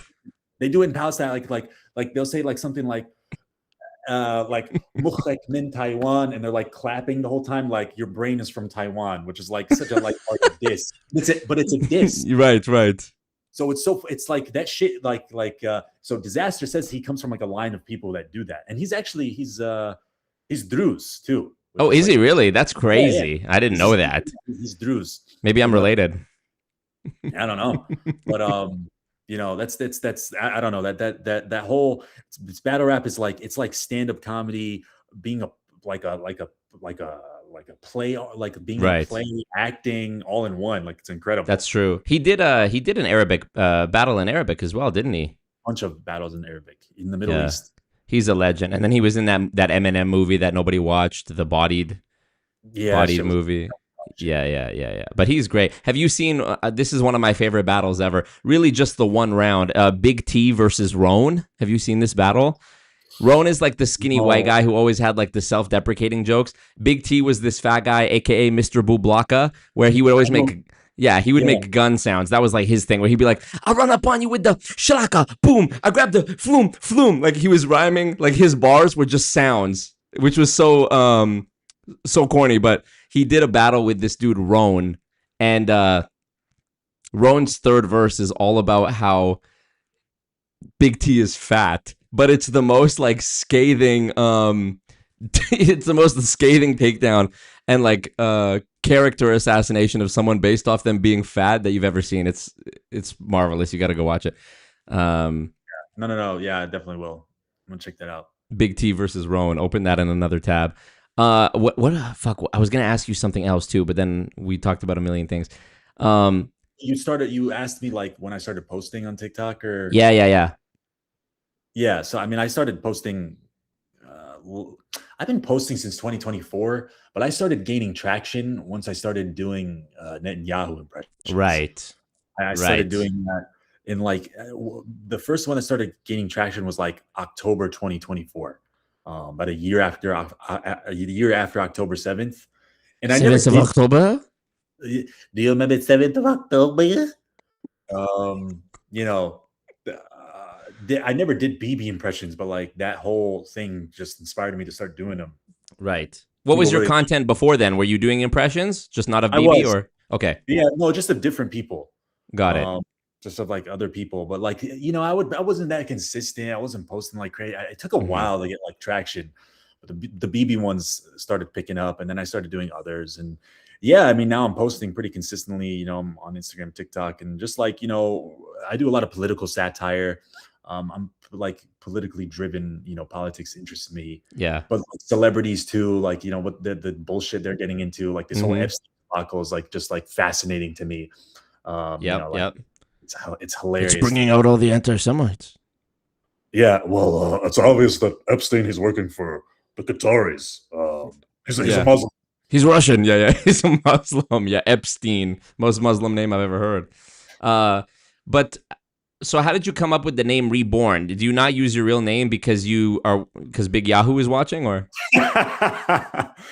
Yeah, I mean, to be honest with you, Big Yahoo could probably find out who the fuck I am. Yeah. Any day of the week. I feel like he's probably seen my shit too. For sure. He talked a lot about TikTok. He's like, the number one battlefield is social media. The number one app we have to get is TikTok. Yeah. So, and they got it. All you see is like pro-Israel stuff. I see people are saying like they get like anti-Semitism ads and shit like that. Like stop anti-Semitism ads. It's not the same app. It's okay. Still it's the same, but it's just like you could tell like they're forcing that shit down our throats. Yeah, they tweaked it for sure. But as far as the name Reborn, I've been using. It's like a name I've been using since I was a kid. Okay. And it has a lot of different meanings. Predominantly, it's kind of like just a reminder myself to evolve. Really, to not be afraid to change. And it's for example, like when you go to the gym and you lift weights. What you're doing is you're pumping enough blood into your muscle fibers that they tear, right? And that's where the soreness comes from. And when you get where you get bigger muscles is where they repair themselves and come back together, right? And the reason why you eat protein is because the more protein you eat, the faster that process goes. But you're basically going there, and you're kind of like killing an old version of yourself. You're becoming reborn. You're changing. But yes, that's true. A good reason, right? So it's kind of like that's how I always saw it. Just like a reminder to myself, like not to be afraid of changing for the better, to advance. Right. Yeah, that's hard. That's hard. Got you. So, do you plan to do like? Are you on YouTube as well? I am on YouTube. I post all my shorts there. I Okay. want to start streaming as well on both like YouTube and like Kick. I'm like looking into getting like a camera and everything. So yeah, follow me on YouTube. My Yep. YouTube is Reborn Dash Vids. This guy. Dude, trust me, I would love it if I could get Reborn dot vids like across the board, but they're all Yeah. paid. I'm sure when I'm I. big enough, Mhm. maybe I gotta hit a big Yahoo so you can just like, Yeah. Give me the username. Well, I want the username reborn.vids. He's going to be getting paid 7,000 per post. We can get it. I He kissed think the wall. your most recent video where it was the CIA. different the different political figures or the different people reacting to Epstein. The Bill Yeah. Gates one, dude, my comment alone has like over 3,000 likes. Your Bill Gates impression, I think, is up there with your Netanyahu. That was crazy. That Yeah, was I never did that one before, but people really liked it. I didn't know how people were going to react to it, so I put it as the first one because I thought it was just like kind of captivating. The first like few seconds of your vid on like TikTok or Instagram is like very important. So I was like, let me just see what goes on with this one, yeah. and yeah, it did well. Do you ever post different edits where like it's a collage of reaction or impersonations, but you put a different person as the hook? What do you mean? Like, did you have another version of that video where the impressions were just in a different order? Like maybe BB was first. I wanted to do Jay-Z first. Uh, Because I thought Jay-Z's like my favorite, but I don't think people really give a fuck about Jay-Z like no, I he's do. irrelevant. He's irrelevant. He's irrelevant, right? People don't really fuck with him anymore. I Like, feel like Jay-Z, being a fan of Jay-Z, has always been like kind of a psyop. It's like, does anyone really, did anyone have a Jay-Z poster on their wall? I don't know. it's like 20 years ago, definitely. Now, no. Even Hell, 20 years ago, though, it's like you had 50 Cent, you had Eminem. Like, surely those were the people, Nelly, surely those were the people going up on somebody's wall 20 years ago. that's definitely true. But Jay-Z was always good at like staying relevant to a degree. He's kind of like Drake in a sense. Like he knows to ride trends and to like collaborate with like younger talent that's up and coming. Like True.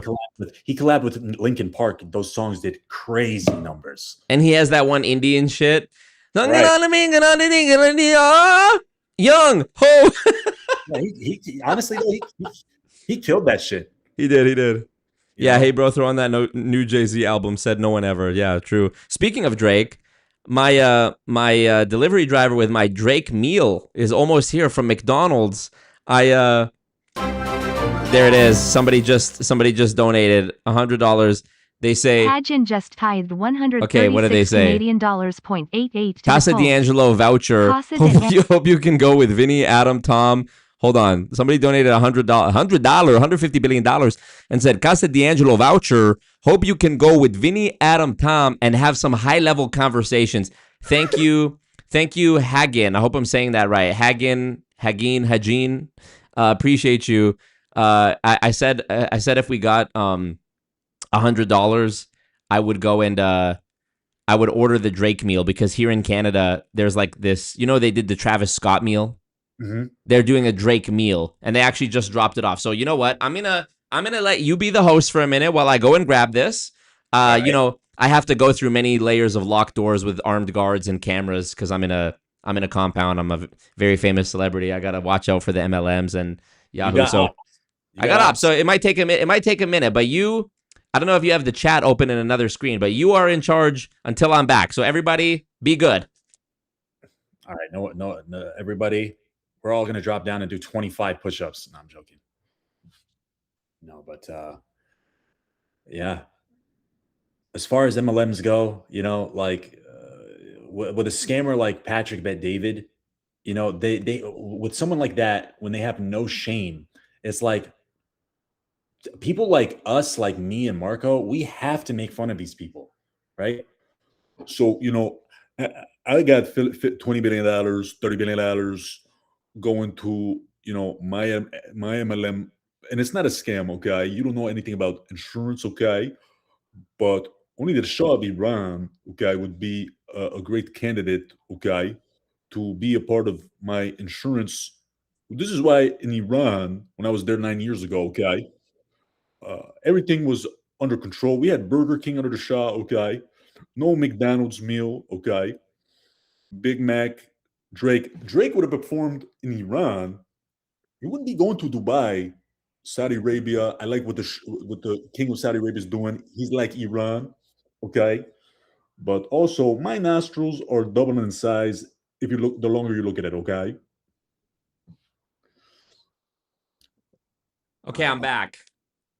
Okay, he's got his goy meal. Yes, so here's the question. I'm actually glad that you're here for this. All right. Yes or no? Is what I'm about to consume, does it contain human meat? I would say no. Human meat? Nah, I want to say no. I don't know. What makes you say that? You haven't heard this theory that like it's part of the Goislop like lore that McDonald's has like human meat in it? I have not. I'm not saying that it does. This is a theory. This is to the Mick lawyers watching this. I'm not saying that. I don't think that. But I've heard people say that. Yeah, I've heard people say that. And I guess the theory is that based on the amount of meat that is consumed, and I don't know the numbers behind this. I'm a numbers guy. Maybe like how much does the meat of one cow, how long would it take one person to eat that? Of a whole cow? Yeah. I think it takes like a year. Oh, okay, then so never mind. Because I'm thinking like between all the fast food restaurants, all the steakhouses, all the ground beef in the store, it's like, are there really even enough cows for us to be eating that all the time? Because we know they put fillers in fast food meat, right? We know they put other like stuff. So who's to say it couldn't be human meat? I mean, think about how at this point in my life, I don't think there's any conspiracy that's too big for me to at least entertain and try to work out in my head. So when it comes to the human meat one, it's like, well, there are millions of children who go missing. We now know that there was this like child trafficking and basically breeding operation where they were like, you know, taking young girls and making babies out of them, you know, from them. And you never know. What about dead bodies? Have you ever seen a new graveyard open up? Or like, how is it possible that the graveyard my grandpa's in, that he's been buried in for like 24 years, still has spots? I just went to a funeral a couple weeks ago. How the fuck is this graveyard not full yet? So I don't know. Those spots, they cost money. You know, it's That's not true. like getting those spots. It's funerals aren't free. Okay, You know what I mean? that's true. So That's true. that's real estate. That's real estate to reserve. And if you want to reserve a spot, you know, like next to that spot for like your grandmother or something like that, you got to pay for that. And That's a good point. A lot of the spots are probably yeah, so reserved. people make money off of those. That's like morticians and stuff like that. That's a big industry. True. So here's an anti-Semitic conspiracy theory for you. Drake is Jewish, as we know. Yeah. Drake's logo for his label OVO is the owl. Some Right. people think that this is Moloch, the idol Moloch. And the ultimate combination is that McDonald's, which we know is slop, now has a collaboration with Drake. This cup does look fucking sick, though. Has a partnership with Drake with the owl on it. And many people theorize the McDonald's food is human meat. So this could be like the ultimate conspiracy theory overlap Venn diagram. Drake, Jewish artist, using his influence as a media figure. The McDonald's, the owl. Am I onto something here? No, I don't think you're too far off because also what's one of the ad libs he has at the beginning? 666. Wow. No, Dude. no, Dude. no, dude. Listen, you have to understand. So much of my identity is built on loving Drake and defending Drake to the death that I would have to kill. Yeah, I have to kill myself if it turns out that I've been. Yeah, that's true though, huh? The owl logo, the 666. The owl is a symbol. You know, a lot of satanic symbolism comes from hieroglyphics, and that's a very prominent symbol in hieroglyphics, the owl. But Dude. you know, they go hand in hand. You know, like what's Drake's obsession with owls? What did he work in a fucking zoo when he was like before he got into Degrassi? That's a good question because his label is October's very own because he was born in October. But what does an owl have to do with October? Nothing. It's just like some fucking satanic symbolism they're just shoving down our fucking throats. 666. And I mean the 6 thing. It's like the area code is the 6, right? The Toronto is the area code, but that seems like could be a clever coincidence, right? It's a clever coincidence. I even have a shirt. Hold on, let me grab this shirt and show you this real quick. Is it a Patrick Bet David shirt? Maybe it's a Valuetainment shirt? We're expecting a PB. So we got these t-shirts, okay? Oh shit. Brandon C just tithed $101 Canadian dollars to the cult. Wow, Brandon C says, I'm ready for the blood oath wrench. I'm ready for the blood oath wrench. So Brandon C, I said before you joined, I said the biggest single bag dropper tonight, I'm going to make them a mod. I'm going to make them a mod in my chat and give them the power that they could only dream of. The power that you could only get from kissing the wall or donating a lot of money to me. So Brandon C, you're behind Hagen, who dropped 136.88 equivalent Canadian dollar because it was USD, and you dropped 101. So I have to be fair. Hagen is ahead of you by $35. So anyways, let me show you. But Brandon, thank you. You are a legend. Brandon has been a supporter for a while now. I always see his name in the chat. I always see him commenting. He's a member on the channel, so he gets access to the new videos, and I always see his comments before they go public. He's in the Discord, I'm pretty sure. He's on Instagram. I follow him on Instagram. So, and now he's supporting the boy here. So big up, roll out the red carpet when you see him. Big up to the Mandem there as well. Holy. Stop everything. Let's go. Another 50 Canadian dollars from Brandon C. Brandon, before I could even finish glazing you for the first one, you dropped another one. Thank you, Brandon. You are in the lead, and we might have to do the blood oath full moon ceremony to make you a mod tonight. Okay, so here's the shirt. Reborn, you see this? The shirt matching the fucking cup. Yes. Okay. Yes. This shirt was gifted to me on my 27th birthday from a girl who I was in love with, and begrudgingly, I have to admit, I'm still in love with a little bit to this day. My Toronto gal, some of you know her by the nickname Georgiana. She got me this. She's from Toronto. I met her in Toronto. She came from Toronto to visit me in Edmonton and brought me this as a gift for my 27th birthday. There was also another one, but I don't have it anymore. Very sweet of her. We loved Drake together. She was my Toronto gal. And I know we would have, and she also loved McDonald's, so I'm sure we would have loved listening to Drake on our way to McDonald's to get the Drake meal from McDonald's while wearing our Drake merch. But hey, that was have you really reached the full development of your character as a man if you didn't have that one girl who you let get away and now you regret it forever? Of course not. Of course not. Every man should have his heart broken. Yeah, and you know what's crazy is it wasn't even my heart that was broken. I'm the one who was like, yeah, I'm not trying to be in a relationship right now. And then later, as time went on, I was like, really, what else is there out there? And did I make a mistake? Anywho, I got the chicken. I got the junior chicken. There's 2 options. So the Drake meal is literally the only unique product, as far as I know, is this blue Sprite, which I'm guessing is a reference to like lean. Like, you know how rappers mix like cough syrup and make the Sprite like purple or blue. Plus, it's like a nighttime. It's called the Afters meal, so maybe it's like nighttime blue. And also his album Iceman, his forthcoming album is supposedly called Iceman.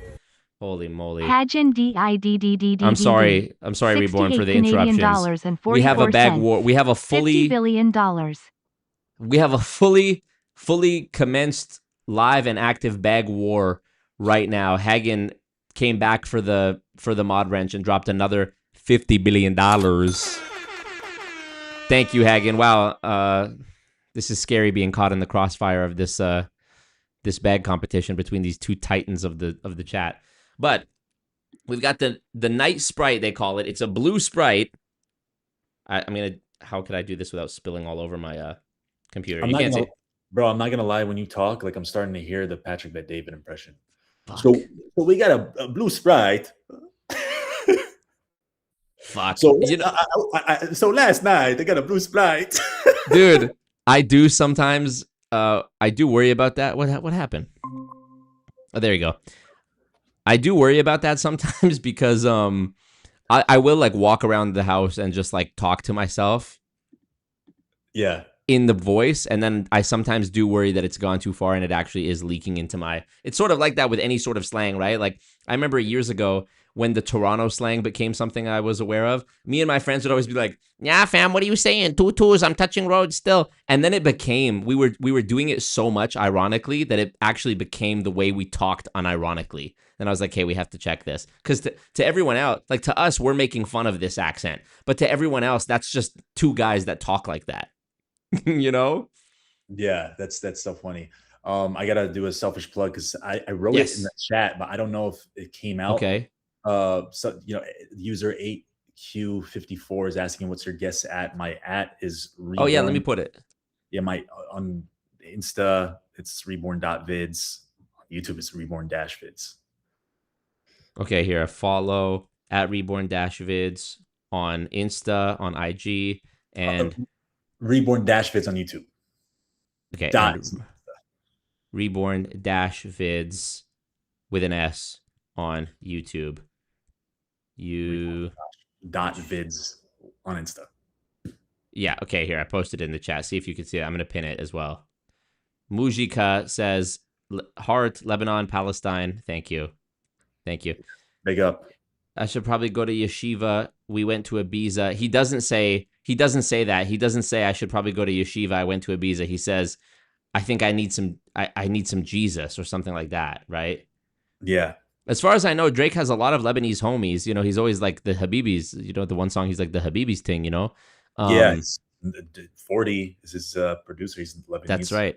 That's right. And I think one of the other guys, Oliver, his name's Oliver El Khatib. He's Arab of some kind, right? Probably Lebanese, yeah. Yeah, and I don't think Drake has gone to Israel. I don't know. I wouldn't doubt it if he has. I'm not gonna sit here and act. I'm sure he's like he likes Israel. The idea he did sign the Gaza ceasefire petition at the beginning of like when October 7th happened. Oh, did he? Okay, which is cool. I think that comes from like because Noah, his producer, is very very pro Palestine. I've seen him. That's right. Yes, yes. He's pro Palestine. He's pro peace, but like he supports Palestine, which I respect that about him. And I'm sure he got a lot of influence from his circle, which is cool to see. I mean, he said more than DJ Khaled's fat ass. So DJ Khaled sucks for that, dude. I even saw a video where someone is like in a crowd as DJ Khaled's walking by, like close enough to touch him, and they're like, "Free Palestine, free Palestine." He's like, "Love, fan love." It's like Sneeko. It was Sneeko. Sneeko. Oh shit. He's like, "Free Palestine, DJ Khaled, free Palestine." He was just like, and then he just like, damn. Well, shout out Sneeko. But yeah, that's so. I mean, what a cuck, DJ Khaled. It's unbelievable. But so, I mean, if you can believe it, the thing that makes this the Drake meal, aside from the cup, is this blue Sprite, which is I thought it was just going to be plain Sprite with blue food coloring, but it actually does have like sort of a blue raspberry flavor. You have the option of getting the meal with either a junior chicken, which is what I got because I felt like there's less likelihood of this being human meat than the beef. The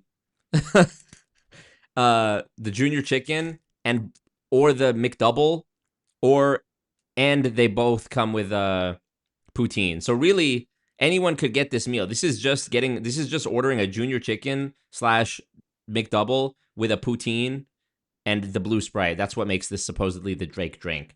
Do you have poutine in Florida? Have you had it? No. Here's what it looks like. You know what it is, though.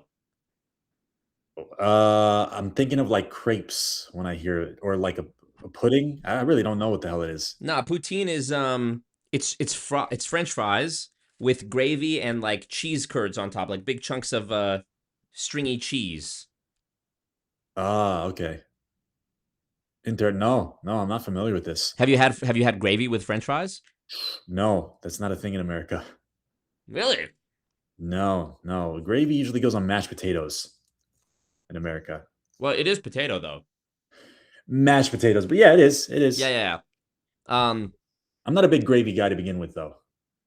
Yeah, that's kind of pause. Do you there's actually some really good Lebanese restaurants in Bangkok. Is there? Yep, there's a lot of Arabs out there, and actually, fun fact: the majority of Muslims on the planet live in Asian countries. Like they're not even Arabs. Like Malaysia, for example, literally everyone is ethnically Asian, but they're Muslim. No, yeah, I believe that. And same with Indonesia. I think Indonesia is the biggest Muslim country. Yes, that is true. Populated one. I think they have like 90 million or something like that, or 100 million. It's an insane amount. It's insane, and even in Bangkok, like a lot of Muslims in Thailand, at all the 7-Elevens, it's like you'll see the girls working all have hijab on. That's cool. No, yeah, Yeah. I definitely always wanted to visit Bangkok. I heard it's like cheap to go there. Bro, you'd love it. It's not cheap to go there, but once you're there, it's cheap. Oh, okay, that makes sense. Yeah. But if you can finesse some credit card points or like have a hookup to get a cheaper flight, absolutely go. Yeah, I would love to. Like, I always wanted to go there and train like Muay Thai there. Dude, pull up. That's what I was doing in 24 and 25. I was living in Bangkok doing that, and now I'm back in Canada right now because I have to deal with some lawsuit stuff and some family stuff I had to deal with. But I'm planning to go back as soon as it's the moment it's feasible. Hey, if I start fucking making it with this, if I start picking up the streaming stuff and it goes well, maybe I will. Let me ask you this. No, go ahead. No, yeah, I was just gonna say, like, I would love to be just like a fucking. Ideally, I'd love to be like a streamer. Mm-hmm. Just travel the whole fucking world. Yes, that's the goal, bro. Honestly, especially now, I would say the last 4 years, or whenever somebody Google when did the Rob look up when did the M series MacBook Pro line come out? The M1. Ever since the M Silicon, the Apple Silicon M chip came out, I had in 2023, right before, like up until the moment I left for Bangkok, I had this big bulky PC tower that my cousin built for me, right? There was no way I was traveling with this. So I was like, I need a laptop that I can travel with that's compact, but is also going to be powerful enough. I have the M3 MacBook Pro, M3 Max MacBook Pro from 2023. It came out. This fucking thing, when it comes to like editing and rendering and streaming, is so much faster even than my PC was that it's like, I can't even believe I tolerated the lag of the PC for as long as I did. But if you just have like, and my camera is a very compact camera as well, I was able to like travel and have like a mobile streaming setup just in my suitcase, like in a small part of my suitcase for when I went to Thailand. So that when I was there, I spent, I think it was an extra $20-$40 on a green screen, and I was able to continue my my setup. So yeah, and I don't know if your work is like remote or if it can be remote, but if you can finesse some sort of like remote position, that's really the move. Keep getting paid USD and go spend in Thai baht. Dude, yeah, for a long time I had a remote job for years, but I never really traveled outside of America while working. I traveled a lot inside America, and I would just spend like weeks in like DC or California or New York or something like that. Well, you had Gal out there or what? You know, I had some business things and shit like that, just like, you know, some friends, you know. Hold on, it's Ramadan. I shouldn't be asking that. Yeah. You know, but now I'm more in person, but you know, we'll see. This I don't know, the streaming stuff seems to be the move. I have an M1 MacBook Air that I got in 2021 that I'm using that Best Buy is fucking me on my. For anybody who could probably help me with this, I got a laptop from Best Buy, and they asked me to use a fucking one of their shitty credit cards to buy it, and I was like, okay, fine, like for a discount, right? Because you could get a discount. Probably. Yeah. So it's just like you pay it off monthly, and it'll be good for your credit. And like, if you don't pay it off within 3 years, they charge you interest apparently on the whole cost of the fucking laptop. Right. So the laptop shady. itself was like $1,200, and I was about to pay it off within the 1 month. And then, but like there was like one extra month. Like they do this on purpose. There was 1 month left. It didn't get paid off fully. It was just automatic. So I wasn't even paying attention to it. And now they charged me like, I have like $1,500 of fucking interest that's been built up on the laptop alone. That's not even considering what I paid for the laptop itself. I already paid it off, but now there's interest. And I've already paid like $500 of that fucking interest. They've just been taking it out of my account. I had like, there's no way. How much was the laptop to begin with? How can you have accrued that much money in interest? I feel like the laptop itself would have been $1,500. No, it was probably like 1,200. Maybe it was 15. I think it was only like 12 though. And they I mean, it's been like a year of accruing interest at like a fucking crazy high rate. And I've already been paying them. I've already fucking paid them like $50 a month every month for like the last 14 months. You know, I'm so pissed off about that. I should have checked it more, but like the way they're trying to dog me, I'm trying to fight it. So I don't know if anybody has any insight on that. That's like some borderline MLM Right. shit. You So know, you bought the laptop for 1,200 or whatever, 1,200, but yeah, now you have an additional 1,500 in interest. yes, So you're paying an extra cost of an entire laptop for nothing. yeah. How does it make sense? How could it possibly be so? And have you checked the terms? Have you like checked the terms of this credit card to see if this is even fucking true or possible or legal? This is insane. According to their fucking hidden in tiny fine print terms, you Oh know, my god. if you don't pay it off within time, you know, they had this whole fucking payment plan set up, but they set it up in a way where like you don't pay it off in time, you know, and they're relying on you just like not fucking paying attention to it, and then boop, you know, Larry they fucking Silverstein behind this shit. lucky fucking Larry. You know what's crazy, bro? Me and a friend of mine back in maybe it was late 2018, early 2019. Yeah, We interviewed this woman. This was for a video that never came out. We interviewed this woman. You can Google her. Her name is Monica Schaefer, German woman. She did jail time in Germany because she was called a Holocaust denier. So the angle of the video, mind you, this is 2018 or 2019. Nobody had awoken. Nobody was like woke, and I don't mean that in the sense of like being a gay libtard. I mean like nobody was woke, like nobody was woken up to things like mass surveillance, COVID, you know, billionaires, Epstein. Do you know what I'm saying? Like, the term I use is red pilled. I think that's what people say. sure, nobody was red pilled.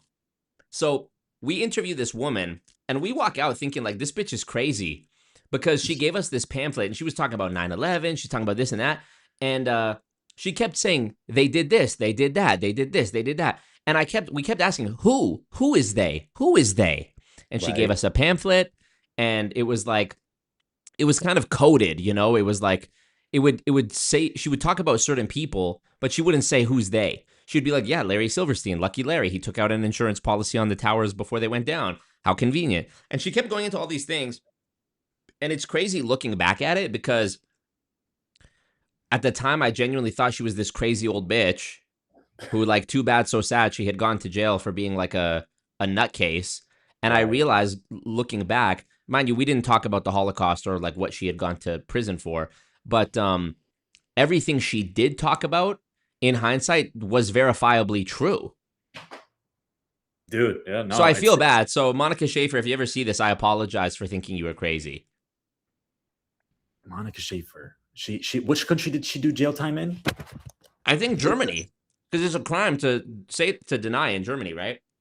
In 17 European countries, it's a crime. It's Canada as well. I'm in Canada. That's insane. That's Mhm. fucking insane. That's fucking insane, dude. Can you deny what happened in Gaza and go to jail? Deny what? The genocide in Gaza? Yeah, I don't think. that's a rhetorical question. Yeah, I don't think you would go to jail for that. You wouldn't even go to jail. You wouldn't even go to jail if you questioned or outright denied Hiroshima. And there's video of that, right? Like, it's not illegal to be crazy. You're allowed to say Hiroshima never happened. People would say you're an idiot. That's verifiably true. It did happen. Right. But but it is interesting that a historical event so supported by troves of evidence is so undeniably true that it's illegal to question. That does make me scratch my head from time to time. Yeah, 100%. It's like it's so true that you can't question it at all. It seems almost paradoxical. Yeah, it's like almost like, you know, maybe they're full of shit. Hey, I'm in Canada, so I'm not saying that. Anyways, moving on. If you want to go to Thailand and train Muay Thai, you would have a ball doing that because I did that. I can't wait to get back to doing that. But yeah, it's certainly I think there's just like a culture shock of going to another country where things run differently and seeing like different conveniences that you have there that you don't have in North America. And I got to give it up to the big US of A. The propaganda programming of watching movies and stuff from the time you're young to that make you think America's the best place is really powerful. You know, my perception of Thailand before I went there was like The Hangover 2. What did I really know? Nothing. And there was really no excuse for me to know nothing because I've grown up with the internet. I just never came across that type of information. But man, you go there, there's not one convenience or they have Cheesecake Factory, they have McDonald's, they have Burger King, they have the Double Whopper, they have Best Buy, maybe not Best Buy, but they have like big malls, with like American brands. You can go shop at like H&M or Louis Vuitton or they have all this stuff that they even have Dairy Queen, they even have Tim Hortons. So I think this part of the sort of seeing through the matrix is realizing that, oh, I've been convinced that I have the best when really I have like not the best. Did you ever experience that going to other countries, or have you been able to travel much in your life outside? I haven't. No, I haven't traveled much outside of the U.S. I've traveled a decent amount inside the U.S., not outside. But that all makes sense what you're saying. I don't know. I went to Dubai, and I'm not a huge fan of a lot of the politics over there, but it Right. is a beautiful fucking country. I mean, the city's like a lot of people say it's like fake or it's like brand new. I mean, yeah, you could argue that, but it's fucking very civilized and nice and well put together. Like it's nice to look at. Like it's like the roads are clean, no Yeah. crime. There's fucking lines on the road. The architecture is fucking beautiful. It's like when you look at the architecture in America, it's so fucking basic and blocky and cheap. And gray. Everything's gray now. Yeah, it sucks, dude. It sucks. It super sucks. Back in the day, it was nice. Like in New York City, they have great fucking architecture. Back in the day, in like San Francisco, it was nice, but that's because they put a lot of effort into it. These days, they're so fucking lazy. They're just building blocky buildings. It's discouraging. But over Yeah. there, it's super like freaking like futuristic. Same thing with China. China has like amazing. Yeah. fucking Yeah. architecture. It's incredible. Thailand too. In Bangkok, they have these big malls. Like if you Google, anybody at home wants to open another tab and Google Icon Siam. Icon spelled normally SIAM. Yeah. Or the Riverfront Asiatic, or M Sphere, M Quartier, Emporium, massive malls that like when I got there, I'm like looking up at them and I'm like, bro, the scale of this building, like my phone camera does not do it justice. It's just massive. Massive. Yeah. I think I've seen some good videos on YouTube about the, criticisms of Dubai where it's like, I think the criticisms were mostly like the slavery, obviously, the slave labor, and also like of course it's safe because you can't, you're restricted. If you did dare do something, they're so hard on crime, which you can argue whether that's good or bad. I haven't been there, so I haven't really got a feel for if you would be like on your toes or if it would be relaxed or what. But I feel like Thailand, somebody correct me if I'm wrong, but it's the one Asian country, or at least country in that region, that was never colonized. It's a great place, dude. It's a great place. I definitely gotta check it out. Yeah. I definitely Yeah, gotta check dude. it out. I'll talk more with you about that. I did Yes. also I went to Jordan, which is where I was born, actually. I Oh, only lived okay. there. I only lived there for like a month. I've lived in America my whole life. So it's like, I might as well have not been born there, but I went there for the first time like a year and a half ago. That made me appreciate being an American, definitely. It's not that it's like super, like, it's not like freaking super impoverished, but like, it makes you appreciate being an American citizen, Yes. you I know? felt the same way when I went to Lebanon when I was like 14. Like every day there's a power outage for 30 minutes. It's like, okay. Right. Right. Yeah. It's unfortunate. There was something else I was going to ask you. I don't know when you have to run, so feel free to like cut me off whenever and dip out. Soon. Yeah. I want to go Okay. soon. But what was it? Was it something about Drake? I don't even remember. Spec says in the chat, we haven't had a bag war around right since Nam 2023. That's very true. Specs also quoting a heartbreaking lyric from Drake's album from last year, Sexy Songs for You, which came out on Valentine's Day. The first song, CN Tower, describes word for word my feelings of longing around my Toronto gal, who at that point was no longer in my life. Oh, how did he know? How did Drake know my heart like this? But I was gonna ask you, aside from streaming, are you gonna make? Do you have plans for like long form content as well? Because I think that's something that, like, this stream, people are able to get to know you better as a person. But like on your social media, on Instagram and stuff, nobody would even know like what your normal voice sounds like. To a degree, yeah. I do some videos where you can hear it like I'm ad-libbing with my normal Mhm. voice, but no, Yeah. it's for the most part, it's true. Yeah. People comment like, dude, when I see your face, I just hear Netanyahu. Or I see yeah, it's crazy. But I Wild. do want to do I do want to get into long form content. Right now, I see it as I really want to I do really want to get into streaming, and I Mm-hmm. want to break down like current events in the world Yep. and just turn that into long form content. I really, like I said, I'm really politically driven, or that shit really interests me. I want to get my takes on that and just put that out there and yeah, post that in clips and stuff like that. So definitely, I'm in this shit for the long haul. This social media stuff. I've been grinding at it, and I intend to continue on doing it. So follow your boy. Uh, Yes. Follow your boy, and shout out to always Marco for inviting me. And big fan of what he does. I really respect what he does. He's doing the Lord's work, like I said, exposing these fucking scam artists, roaches, leeches. Thank you, Um, my king. no, Appreciate you. anytime, Hell yeah. anytime. Okay, well, I'll let you go. And yeah, I'm going to be breaking down some current events after this as well. So stay tuned.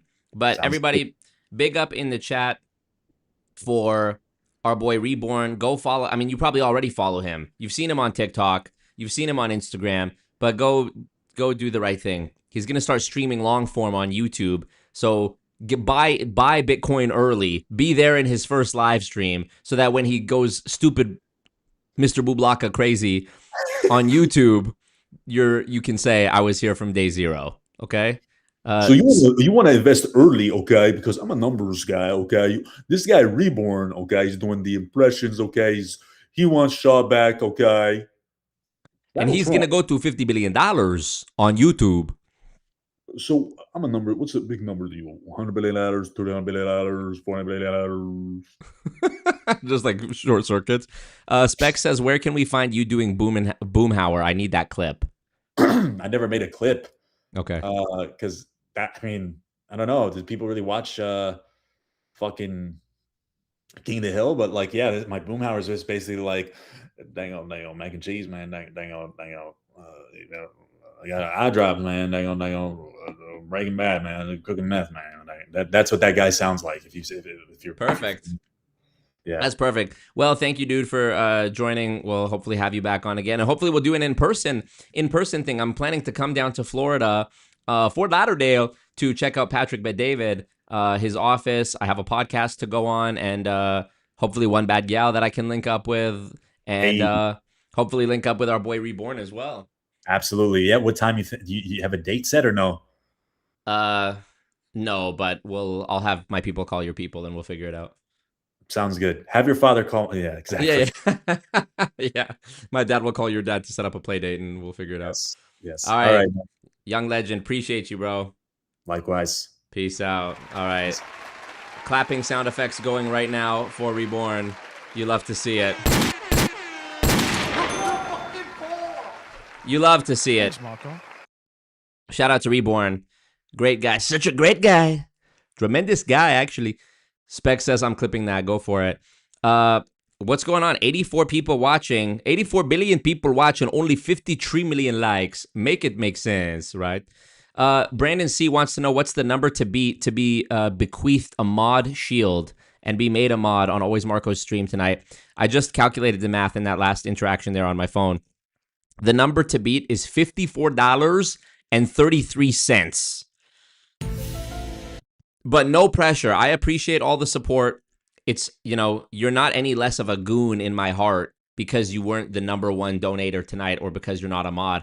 I would rather give it to you, Brandon C, because you're a name I recognize. This Hagen character, they've never, as far as I know, they've never donated before. I don't know who they are. Could it be Deshavi Run? I don't know who it is. Maybe it's Michael Jordan.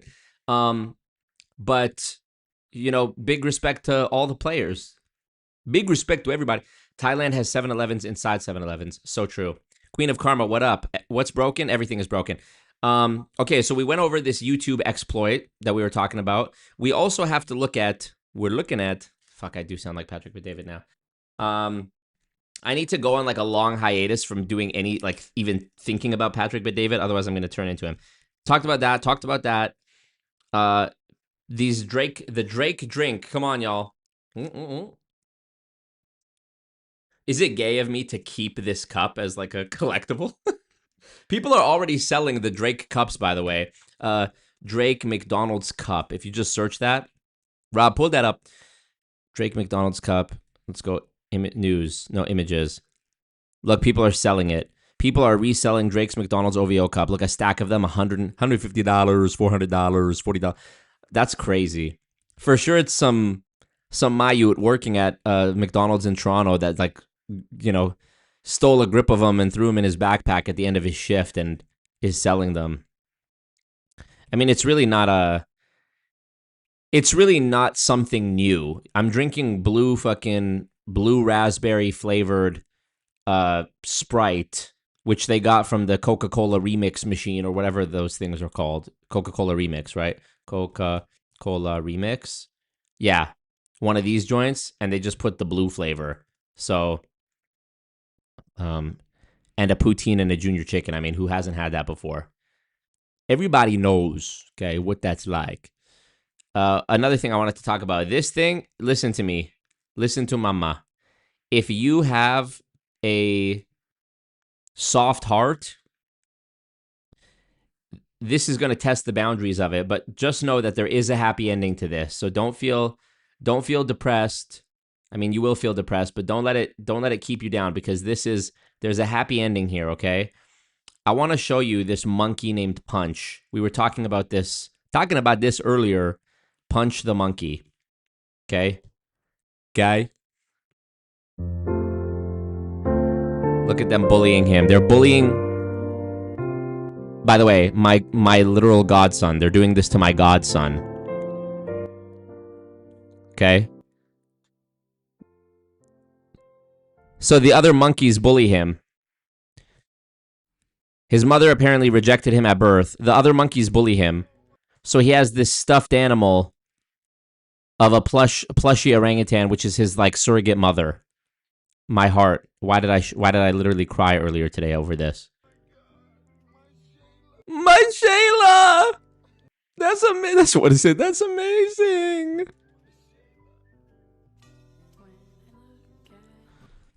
Punch literally is my Shayla. Hold on, let me go to Instagram. The videos, come on. The videos of him dragging the mommy. Come on now. He's just a baby, cuh.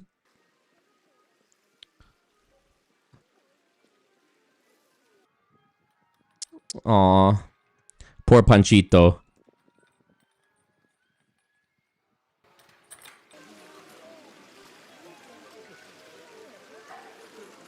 Ain't gonna lie, this shit fucked me up. Let me go to my Instagram. There was way better clips of it on Instagram. Punch. Monkey.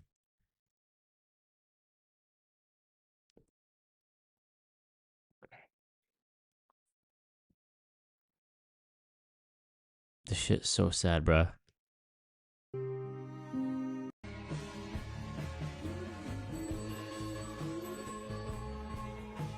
Please, no. Please be kind to him. Please be kind.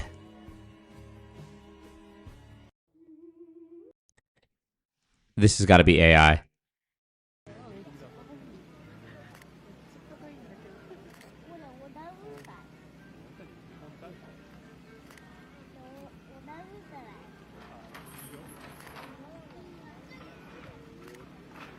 He's so fucking cute.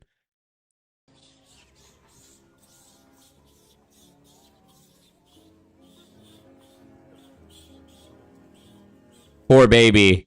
Y'all would quit fucking with my boy Punch. Look, he tries to, the zookeeper tries to leave, and Punch clings to his leg.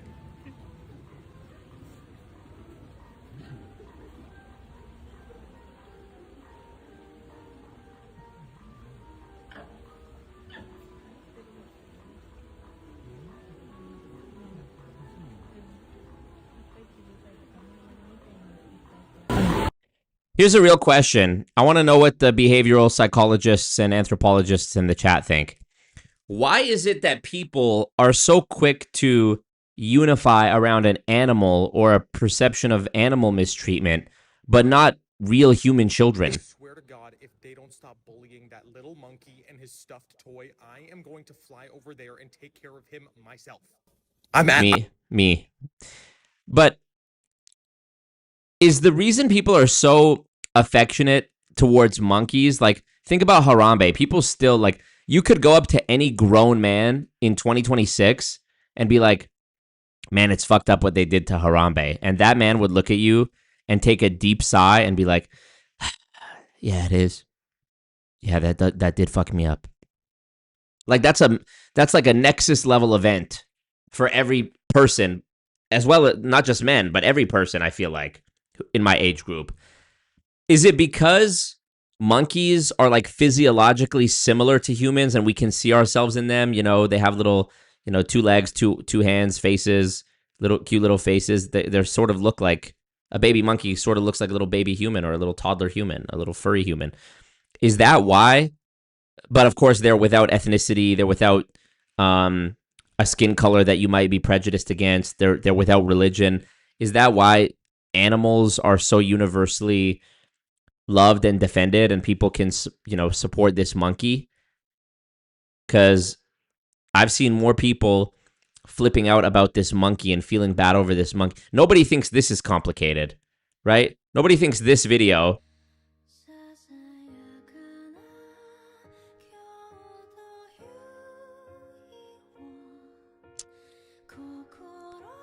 Y'all gotta make me cry. Yo. No. Please be nice to him. Oh, fuck. No.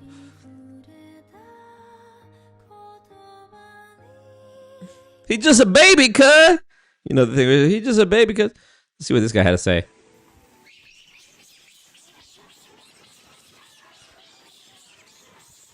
Bro, get gang out of there with them, bro. They keep bullying little bro.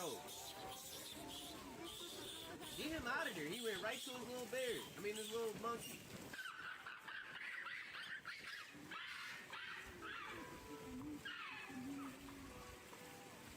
Why the fuck is nobody standing up for him? Y'all just standing around. These monkeys don't even have phones. It's not like they're standing around filming him get abused, being like, world star.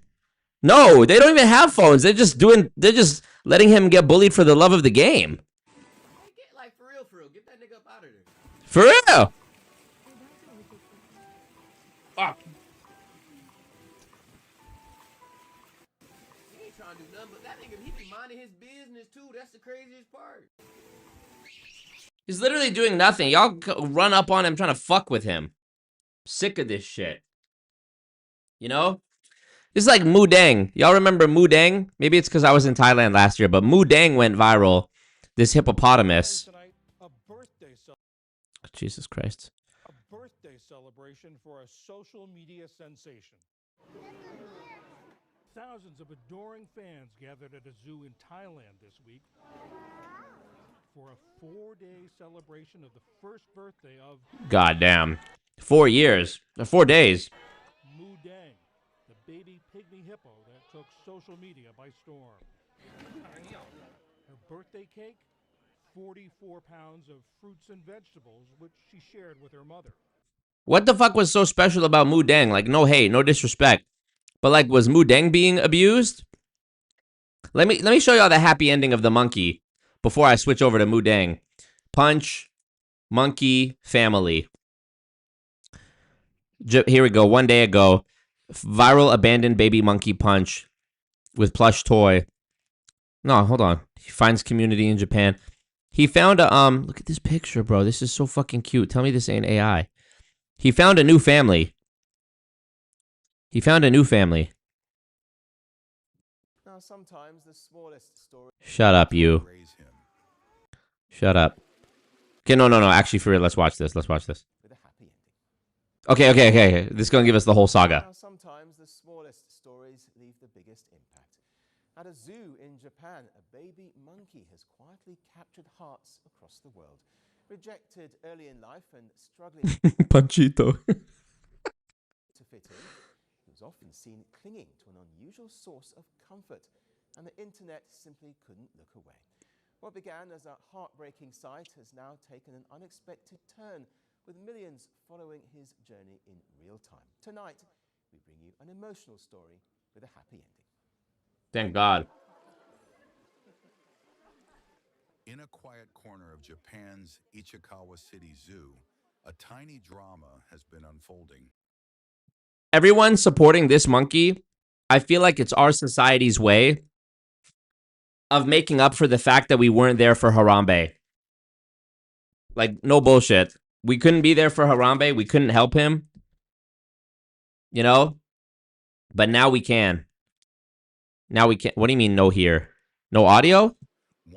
Oh, my bad. It's too quiet. My bad. Has tugged at millions of heartstrings across the globe. It began with a baby monkey and a plush toy. Punch was born in July 2025. He just a baby, cuz. He's not even a year old. And you're fucking with him like this, bullying him, dragging him around, scaring him. What the fuck? What the actual fuck is going on? It is a young Japanese macaque. Ayo. Shortly after his birth, he was rejected by his biological mother. Fuck you, bitch. Hey, Punch's mother. Tell Punch's mother me and all my fucking goons say fuck you, bitch. Who the fuck? Who do you think you are? What was wrong with him? What? What are your expectations as a macaque mother, as a monkey, that your son wasn't good enough for you? Genuine question. What could he possibly he was born, you took a look at him, oh, he's in the 40th percentile for height, so he's not going to be big and strong. Well, he's not going to go to the NBA? What? What's the problem? You live in a fucking zoo anyways. Everything's already taken care of. On what grounds do you have? What was it too busy at home? Were you too busy? Was she in an abusive relationship? She didn't want to raise the baby around it? Was she too busy with work and school? She was a teen mom. What's the excuse, Punch's mom? There's no excuse. For a species where infants instinctively hold on tight to their mums for warmth, safety, and survival, the absence was profound. You fucking bitch. You knew that you were part of a species of monkey that holds on tightly to their mothers. And knowing that, you rejected him. You special VIP booth in hell for you, bitch. Where's the guy who shot Harambe when you need him? Shoot that bitch. Zookeepers stepped in to hand raise him. Not enough. But when they later introduced him to the troop, the welcome was anything but warm. Of course. Videos that surfaced online showed the 6-month-old macaque being pushed away by other monkeys as it tried to interact. Y'all got me so fucked up right now. So his caretakers gave him something soft to hold on to. A small, stuffed orangutan. The plush toy, nicknamed Ora Mama by fans, became Punch's constant companion. So sad. Dank the Lord says, I'll be honest, 2016 was my last peak year in college before Harambe Lamau, no joke. Honestly, dog, 2016, bro, low-key, it was the end. What happened? I lost my job at the casino. Trump became president. All in the same span of like a month. I broke up with my girl. Yeah, that was like all around like late 2016. Honestly, I'm not gonna lie, that shit has not been the same since then. Real. Baby Japanese macaques immediately cling on to their mother's body after birth to build muscle strength. They also get a sense of security through holding on to something. However, because he had been abandoned, Punch had nothing to grip onto. We tried several options to give him something to hold. We rolled towels into various thickness to find something easy to grasp.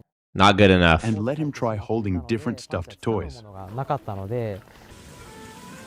Of course, you're going to go for the one that looks the most like his species. Duh. Met My Wife 2016 Pokemon Go dropped. Damn. See? It peaked. It peaked. Punch was rarely seen without it.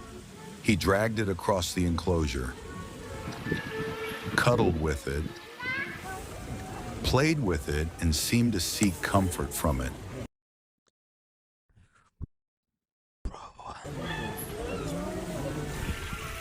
I'll give my life for this monkey. The story went viral. This monkey and Drake, two people I would lay down my life for. So stupid. Social media users across platforms began sharing clips of Punch with his plush companion. The world, it seemed, was quietly rooting for this little macaque who refused to give up. Mm-hmm. The toy itself added another unexpected twist. Fans discovered that the plush toy comes from IKEA Japan, meaning anyone could purchase the very same comfort companion. What if this was all a ploy by IKEA and the zoo to bring more visitors to the zoo and skyrocket the sales of this fucking exact monkey plushie from IKEA? Touched by Punch's journey, the company's president even visited the zoo and reportedly donated several stuffed toys. But now Punch's story has... Rob, where did I go? Watch, see, I didn't even touch anything. Yep. Watch, I'm not even touching anything. Watch, it's just going to come back on its own when it decides to. Well, I'm just going to wait. Yep, there it is. Reached a turning point. Caretakers observed another monkey grooming Punch.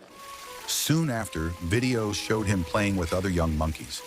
The zoo recently shared an... See, part of me wonders too, though, did one of these monkeys get word that shit blew up on social media and everyone was looking at them like the ops, and that's why they started treating Punch good because now he has clout and they're trying to like ride his coattails?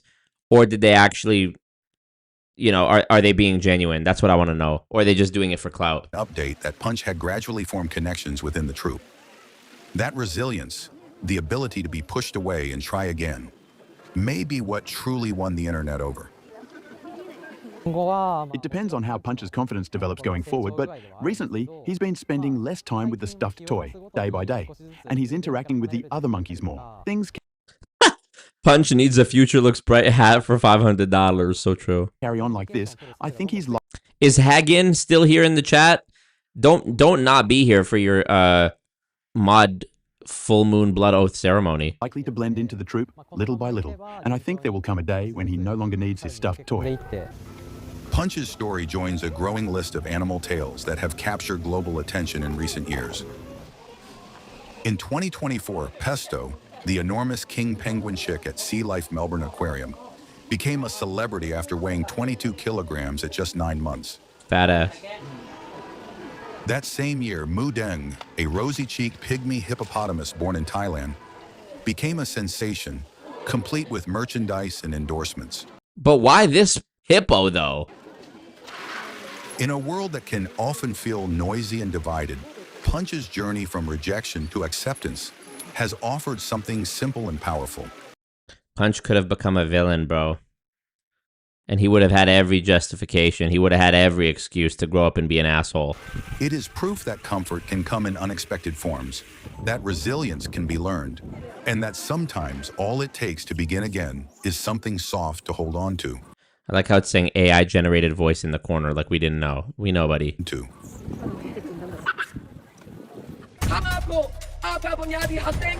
What is that? Whoa, what a change of tone. What a change of tone. Okay. Whoa there. So shout out Pesto. Yeah, shout out Pesto. Shout out Mudang. Shout out Harambe. Shout out Punch, man. That the videos of him dragging his little stuffy around. I don't know. It's like, it reminds you of like a child lost carrying their stuffy around, you know, like a baby carrying their baby doll. Shit tears my heart out. All right, let's check this out. I saw 2 AI fight scenes. I saw this one, and I saw the Jackie Chan, Bruce Lee AI fight scene. Yeah, this shit is crazy. Hold on, I'm sure you've seen this. It's the video that has Hollywood freaking out. 2 of the biggest stars in the world, Brad Pitt and Tom Cruise, apparently duking it out on the roof of a sky. I don't want to hear you talk. I just want to see it. Oh, it's the video that has Hollywood. It's the video that has Hollywood. What's happening? It's here.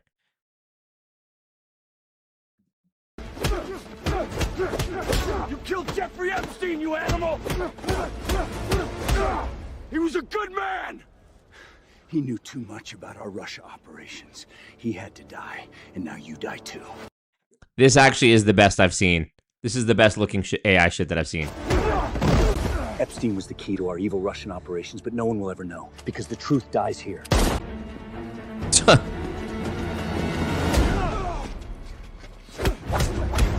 This is crazy. And like, I wonder if AI did the sound effects as well. You better thank a union member. It's the video? What do you mean it's the video? What's the video? What is the video? You killed Jeffrey Epstein, maybe the last good man! And now you're charged. The last good man.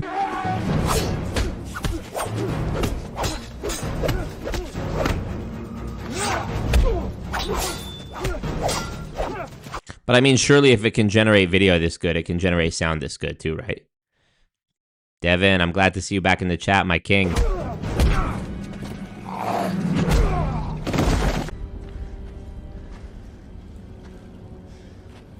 Oh, yeah. Oh, yeah, it's the video. It's the video. Yeah, yeah, my bad.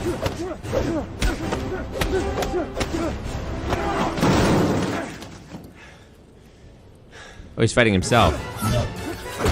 This is crazy. I mean, question.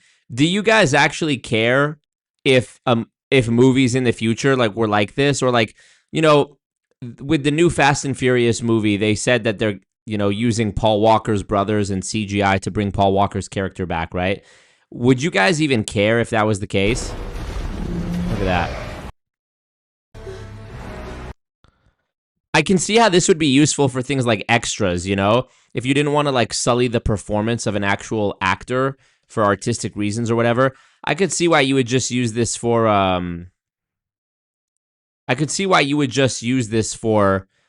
like backgrounds, you know, lighting, setting, locations, whatever, and background actors. But honestly, even the Brad Pitt looked and sounded perfect, in my opinion.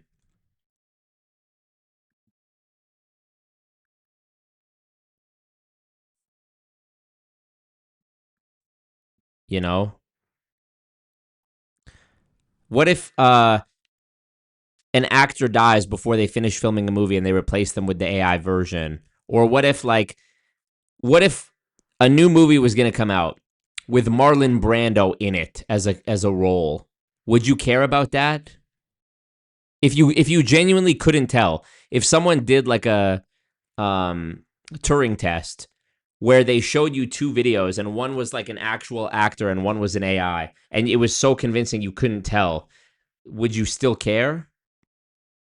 Assuming that there wasn't the uncanny valley feeling or the robotic feeling, and you genuinely couldn't tell. I mean, old people already can't fucking tell. Look, here's another one. This was insane.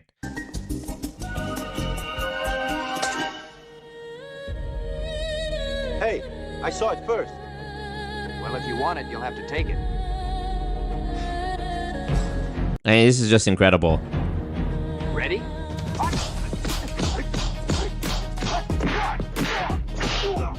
It even has like the lighting and the film sort of texture and style of the old movies. I think with Carrie Fisher, it wasn't necessarily an AI. It was like they were animating over top. It was like deep fake, which is slightly different. Because that was actually an actress standing in, and then they did like face replacement. This is completely AI generated. Like there's not even an actor that they're basing these that's doing the motion capture.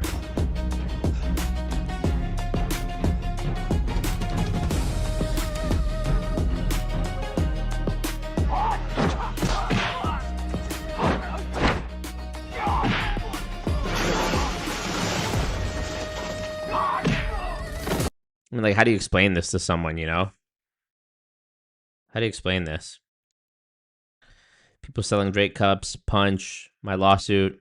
All right, well, it might be time to crown the newest mod for the first time in like years.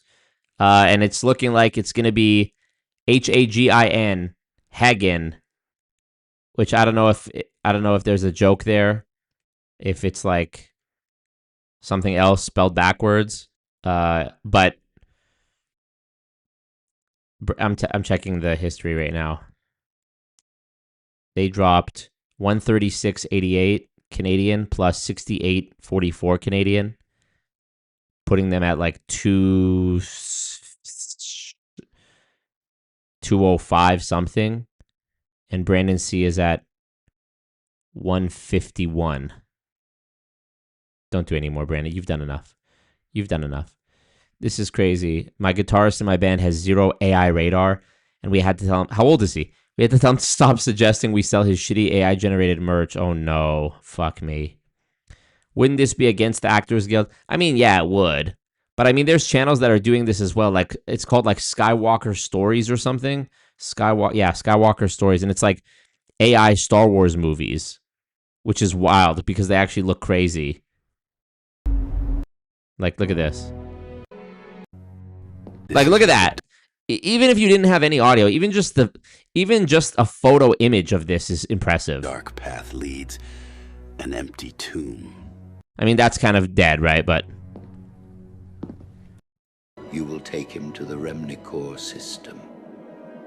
There you will find Tor Valum, Master. I mean, this is crazy. Lord. This is only gonna get better, bro. I saw a mountain. Like, it's not perfect, but you can, you know who all these characters are. At least for video games, this is going to be insane. You have to confront him. Daisy Ridley looks kind of chopped there. But it's really impressive. Let's see the most popular thing. Darth Vader. I watched it already. Because this is a year old, and I was like, no way, this is... My hand. You can actually tell how far it's come even from the last year. Let go of the pain inside you. Like this, you can still see some like... And don't look back. Glitching and aliasing, like textures shifting on characters' faces, especially on skin. But bro, it's gotten so much fucking better. It's crazy. Like, look at the texture. What make? Let's see here, Anakin. You're a Jedi Knight, aren't you? Without end. Crazy shit. Honestly, I think Davy Jones... I recently rewatched the Pirates of the Caribbean movies with my nieces. And I think Davy Jones CGI is still the best thing. Oh, wow. Yeah, I actually remember seeing this, I think. Why did Davy Jones look so realistic? This is actually an incredible video that explains, because I always wondered, why 20 years ago did they seemingly have better technology than they have now? But the case of this video explaining why Davy Jones looked so good actually makes a lot of sense. I think Davy Jones, Thanos are probably the two best looking characters, but the fact that there's 12 to 13 years between them on screen is kind of unforgivable. So let's see. Davy Jones is often regarded as the best-looking CGI I put it on 1.5 so we can get through character of all time. But why? Because whilst he was the first ever character to use that on-set motion capture technology, which meant that his actor, Bill Nighy, could be present on the film set and actually able to interact with the cast around him being the first means that every other CG character that followed him also had access to this same technology. In fact, they presumably had access to better versions of it. So why did we get such diminishing returns in quality, when surely they should have just gotten better and better and better? Well, this is exactly the question we're going to answer. Yeah, the She-Hulk. Can you imagine? How bad did that look? In this video, by breaking down why Davy Jones works so well, and where all of these other characters are going so wrong, and why all of this transcends just the use of CGI and comes down to something a lot more than that. So let's dive into the soggy world of Davy Jones's visual effects, and definitively answer once and for all why he was the pinnacle of photorealism. So I believe a massive reason why Jones looks so realistic comes from the fact that the primary point of focus for this character isn't on epic action scenes or big dramatic speeches, but instead on pure emotionality. Because underneath that soggy wet skin and living tentacle beard, Davy Jones is just a regular guy who's been twisted and tortured by the choices of his past, and all of that is brought to life via both this raw stage presence that he had, but also by the technical workings going on behind the scenes that had to be elevated to such a high level to allow such an emotionally driven performance to be crafted completely out of CGI. Because in using that on-set motion capture technology, his actor, Bill Nighy, had the opportunity to infuse Jones with something genuinely human. Because unlike CG villains in other films, who are primarily present in just action scenes and maybe one or two other dialogue scenes, most of Davy Jones's appearances are instead just pure dialogue. In fact, in Dead Man's Chest, I don't think Jones has a single action scene. And so this means that for an entire film, everything about Jones was centered purely around the character's dialogue, reactions, and interactions, in addition to all of these emotional subtleties going on just underneath the surface of his performance. All of which work to build Jones up into this living, breathing person who can actually respond to the events around him with believable and predictable emotion. But now, obviously, a great performance alone isn't enough for good CGI, because you can have the best actor in the world and it can still look pretty bad. So there's got to be a technical side to this performance as well. Something going on under the surface that allowed this digital facial performance to manifest itself as unbeatably realistic.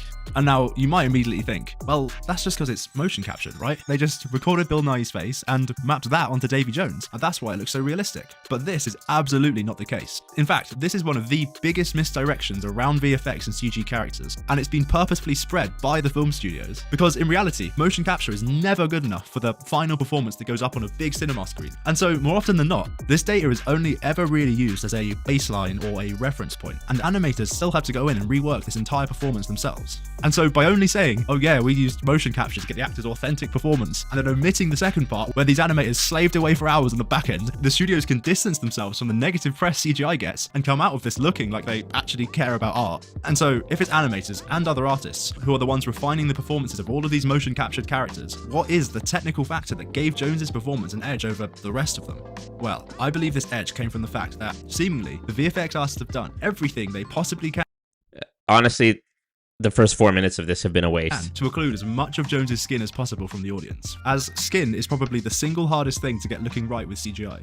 Because, in real life, it's so flipping complex, with even the tiniest of movements generating a myriad of subtle responses across our skin, like bulging, stretching, wrinkles, color deformation, etc. And so, to create a realistic CG character, you also have to perfectly recreate all of these details as well, which means the more skin you show, then the more and more of these subtleties you need to account for. Meaning, if you take a character who's showing a lot of skin, like Thanos or Azog the Defiler from The Hobbit, then you have to do a lot more work with their skin to keep them looking realistic than you would with Davy Jones. Because yeah, you need to generate all of these skin responses for him too, but only for his face, because they'd hidden his entire body and even the top of his head under multiple layers of much easier to do and a lot less important to an emotion.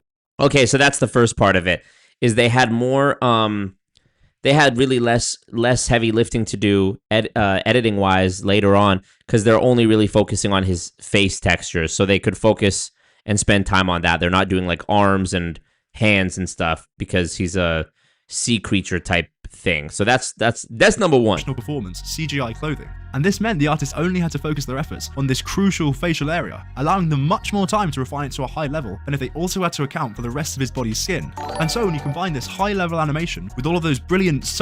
Thank you, Ram Krishna. Really appreciate you. Young legend. Appreciate that. Subtle facial movements and inclinations in Bill Nighy's performance, and tie all that in with Jones's beautiful tragedy of a backstory, it gives you this genuinely compelling character with a powerful narrative, and it actually makes it quite hard to see Jones as something generated inside of a computer when both his animation and the building blocks of his character are just this strong. But now, there is still more to a good CG character than just their performance. So in mentioning characters like Azog, this does bring me to my next point, which is that Davy Jones is just the perfect example of using CGI where you actually need CGI and then doing something completely different with the opportunities that CGI presents. Because if you look at Azog or other similar villains, aside from his massive height, did he really need to be CGI? Because they do nothing special with him being CGI. It doesn't unlock any new narrative potential or interesting fight scenes or anything really. And so that just leaves this bitter taste in your mouth because you're sat there looking at this unappealing blob thinking, why? Why did they do this? None of the orcs in the original Lord of the Rings were CGI, and they all looked brilliant. But with Davy Jones, the filmmakers went out of their way to do interesting things with him being CGI, like having him dramatically play the organ with his beard of tentacles, and all the characterization that comes along with that, or hiding a key in there as part of the narrative, or just straight up murdering a guy with them, all of which couldn't have been done without CGI, and yet works to bring the audience something completely new and very much helps to justify the use of it. But what made this beard truly genius and crucial to Jones's realism is how said beard takes this whole skin hiding technique we mentioned earlier to the next level, as by having it cover only his lower face, they drew a perfect line between having humanoid features and achieving photorealism. Because whilst this beard did still present the VFX artist with its own set of challenges, such as having to write custom programs to calculate the sticky yet autonomous movements of each tentacle, if Jones didn't have this beard and we could instead see his chin and his neck, then not only would the VFX artist have to again account for all the tiny little muscles in there whenever he spoke or breathed, but more importantly, Jones would begin to look closer and closer to your average human. And this means he would begin to edge into the territory known as the uncanny valley. Right, that was it. Is that Davy Jones' character is like humanoid, but not like an actual human. So that's why it doesn't feel like this, like the CGI mustache on Superman and Justice League. To kick in and begin to subconsciously criticize it and pull it apart and just find these tiny little subconscious flaws with it. And so that's why a photorealistic CG human still hasn't really been done yet without the use of deepfakes and stuff. Whereas you have no idea what a living tentacle beard should 100% correctly look like. And so by giving him this fantastical beard, they pulled Jones out of the uncanny valley, stopping our brains from reading him as a fellow human face, which in turn stops that criticism instinct from kicking in, and therefore lets our brains relax around him and more easily accept him as something real. But this was only the tip of the brilliance of this beard, because what made this even more genius was that by keeping the elements of his face that are crucial to portraying emotion, like the eyes, the mouth, and these somewhat eyebrow things, on full display to the audience, whilst only changing the secondary emotional elements of his face, like his skin texture and of course his entire lower face of the beard, then they struck this perfect balance of a character whose face can tell any story, whilst also having such alien features that our brains just accept it. Therefore, very factual. Crafting a balance of an emotional human character and CGI realism that very few other characters have ever managed to find. And now from here, speaking of his skin, this does bring us to another really major factor that contributed to his realism. I'm guessing it's going to be nighttime. The fact that most of his scenes are in night, so you don't have to worry as much about like lighting and reflection. The genius use of lighting in this film, and how that plays so well with the reflective design of his constantly wet skin. Because around 90% of the time in these films, Davy Jones is shown under one of two types of lighting, either the intense Caribbean sun or the shadowy nighttime, both of which massively complement his visual effects. Because visual effects is a bit like a magic trick. It's an illusion designed to trick your brain, and much like a real magic trick, the less you show your audience, the more they're going to believe in your illusion. And so, dark lighting is obviously ideal for this, because all of this darkness is just going to occlude your CGI naturally. But how does pure daytime brightness hide anything? Well, this plays in masterfully with the reflective nature of his skin, and this is why films like Transformers and the first Iron Man look so good in the bright. Iron Man 1 looked way better than Iron Man in Avengers Endgame. Look how good that looks. Daytime, because these bright reflections can get so bright that they too technically occlude detail, because the reflective surface just turns into this bright, overexposed detail. True. Highlight. And when you combine this with the heavy shadows also cast by bright daylight, which plunge areas of the character into darkness, you suddenly have quite a high amount of your character naturally occluded from the audience. And then this reflectivity also goes to the next level with Davy Jones because of a thing VFX artists call subsurface scattering, which in very short is why stuff like, for example, lighter skin has that milky haze to it. Because when light penetrates it, it bounces around within it for a while, diffusing itself within like the blood vessels in the skin and stuff, and causing that cloudy look, and then bouncing back out to our eyes again. And so because this is a natural phenomenon, to look real, CGI skin also needs to replicate this too. But all of this light bouncing around within the surface of an object is a flipping lot for a computer to calculate and get looking right, particularly back in 2005, which is actually why a lot of characters had that rubbery plastic look back then, because the computers just weren't able to calculate this under the skin light diffusion correctly. However, if you were to cover that skin with something reflective, say water, then a lot of that light will just get bounced away instead, thus reducing the need for this light diffusion effect, and therefore making it much easier to get a realistic result. And so, as the cursed captain of the seas, Davy Jones could believably have constantly wet skin. Actually genius. It's like the perfect set of circumstances for the story and the technical application of the technology. Could therefore uniquely take advantage of all of these reflectivity perks in a way that basically no other CGI character can, which further massively enhances his visual quality, especially when in comparison to every other character. Okay, I think we get it.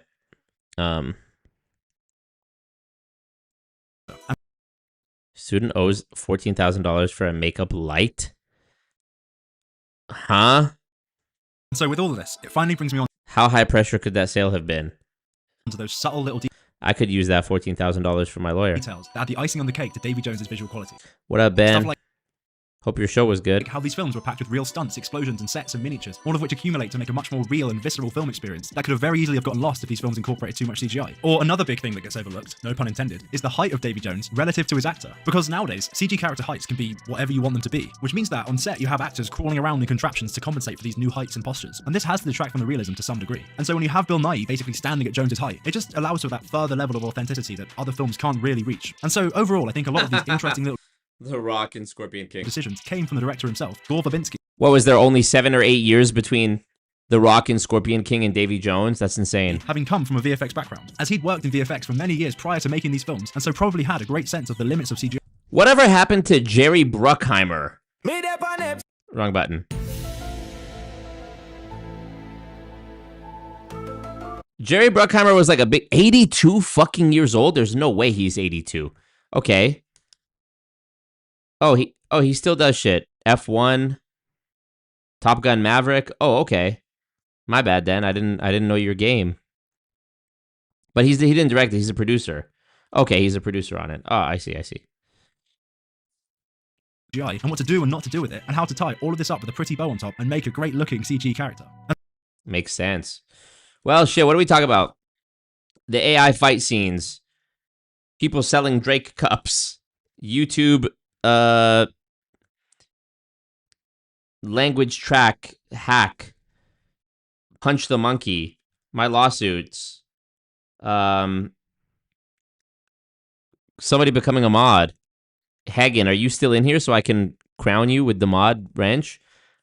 The chat won't let me scroll back up far enough. Like, it doesn't refresh past a certain point.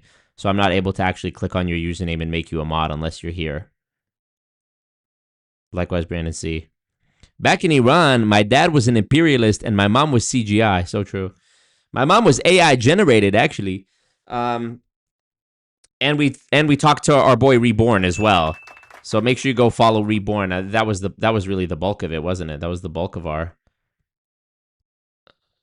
conversation. I'll go put the chapter markers after the fact so you can watch on the replay easier. Pondy replay. Almost 3 hours. I'm out. Appreciate y'all. Thank you for all the support, Brandon C. I don't know what's going on, Brandon C.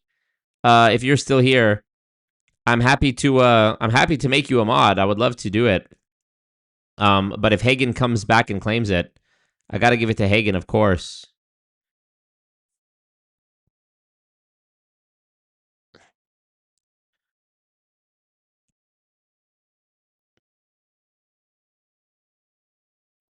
Dank the Lord says 2017 for my Star Wars fans out there. Episode 8 came out the year after in 2017. I'm just saying, yeah, that's true.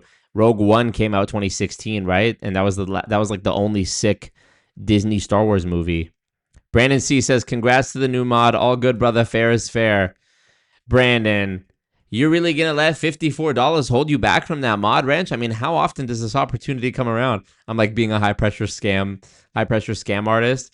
Hey, good sportsmanship, and I appreciate you so much for throwing your hat in the ring. It was a valiant effort, and inshallah, there will be more opportunities. Hagen, and honestly, Hagen really just gets the benefit of them using US dollars, because if the currency was equal, Brandon would have actually edged it out by $1 because Hagen donated $100 USD and then $50 USD, which is $150.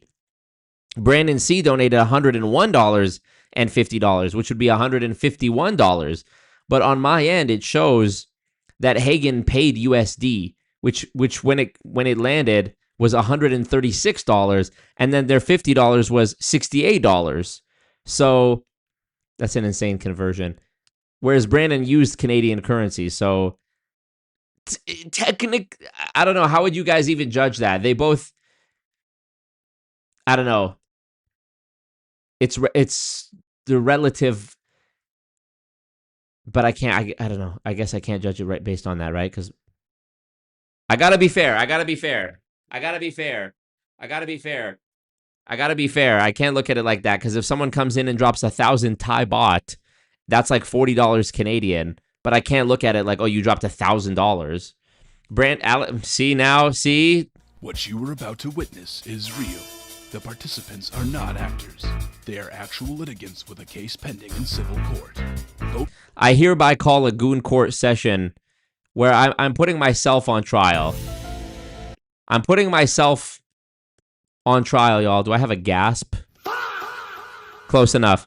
You know what I'm going to do? I have a simple solution. Since the goon public defender, Alex FPV, is arguing that Brandon paid more, you know what I'm going to do? I'm going to, assuming that Hagen is here or they come back, you know what I'm going to do? I'm going to give both of them a mod.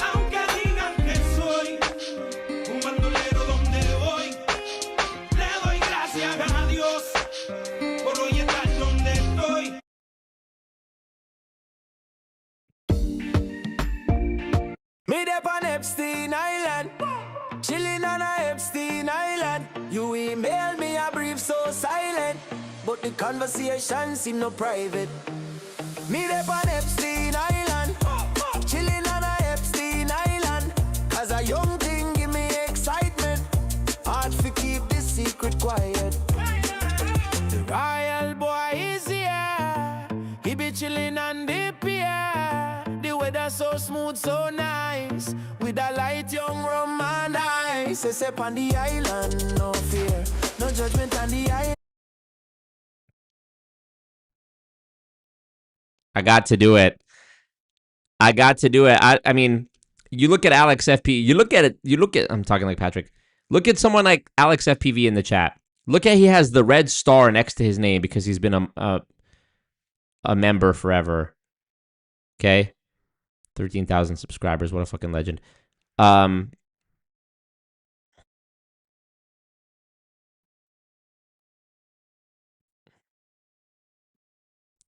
He's ranked up to that red membership level. He's also got the blue username. Brandon, are you ready to still be a member with the yellow star next to your name, which will grow as you mature in this cult, but for your name to appear blue in the chat? I need everybody. Go back. I need everybody. Go back to the previous background. A little bit more. No, all the way back to the top. I need everybody that's in the chat right now. And I mean this. I need everybody watching right now. All 60,000 people. I need everybody to go ahead and drop that wrench emoji in the chat because we are witnessing for the first time. I literally don't even remember the last time I did this. Okay? We are crowning and we are welcoming a new cult member into the rank of mods. You are within, you know, also amongst the mods, there's yet another subgroup that's even more exclusive called the High Council. Okay? That probably no one will ever be accepted into again. I'm just going to keep it real with y'all. That was for Always Marco, sub 50,000 subscribers. That was like when the community, you get me. Brandon C takes responsibility. I take responsibility. He knows that it's all about residual income. It's all about residual income. He says ni hao when he enters the chat. Ni hao. He knows to greet me a certain way. Little Marco, little Marco. He has his favorite flavors of ice cream. Chocolate chip. Oh, yeah. He knows the truth of the world we live in. It's an evil world we live in. He knows what to be grateful for. You better thank a union member. He knows the truth of these wicked gal out here. Yeah, girl, I'm out here in these streets. She belongs to the streets. He knows his duties in the cult. Work. He knows how to hold me back when I'm going too crazy. Hey, Marco, don't do this. He knows how to conduct a transaction. Gave him the money, boom. He knows who deserves respect. Yeah, John Smith, blah, blah, blah, check mark. He knows what we all want. Because I want you to come. He knows. The goons, man, the goons. He knows how to back up that Brinks truck. He knows who the richest man in the world is. Elon Musk. Okay? And here he is, finally, after literally years of dedication to this cult and a decent amount of money. He's now here, ready to become a bomba clap mod. So Brandon C., by the power vested in me, by the Legion of Goons, by Google and YouTube, by the all the millions of people who are anti-MLM across this world, I humbly betroth upon thee. And also, I assume that while you're at home, Brandon C., you're following along with the ritual. Take a rusty old blade, cut your hand open, let some of the blood drip down onto the goat that we sent to your house earlier, and make sure the full moon has direct contact, not through a window, but like actually outside in the open air. Is, you know, you're beneath the actual moonlight of all this happening. For legal reasons, this is a joke. Don't do that. But I bestow upon thee the honor, the humble, noble distinction of moderator on the Always Marco YouTube channel. Well, two options. Standard moderator can review and remove chat messages and hide or put users in timeout. Managing moderator can manage blocked words and also change chat modes. No. Standard moderator. Let's not go crazy. I bestow upon you the rank of standard moderator in the Always Marco live stream chat.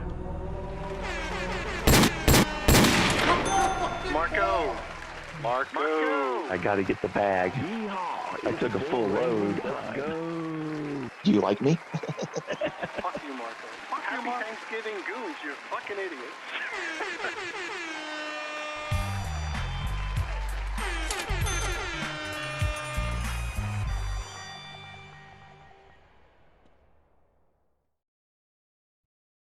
Imagine us all in black cloak/tunics. Yep.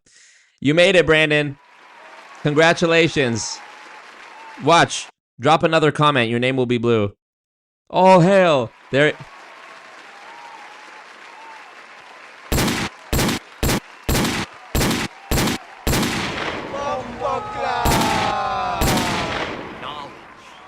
Money. God did. I'm not a loser. Obama. Let's indict the motherfucker. Let's indict. Because you'd be in jail. Billions and billions. So baby, how good was that? That you want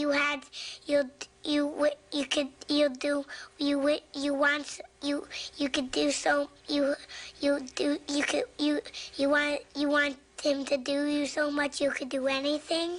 Exactly. That was Brandon giving his acceptance speech for the mod wrench there.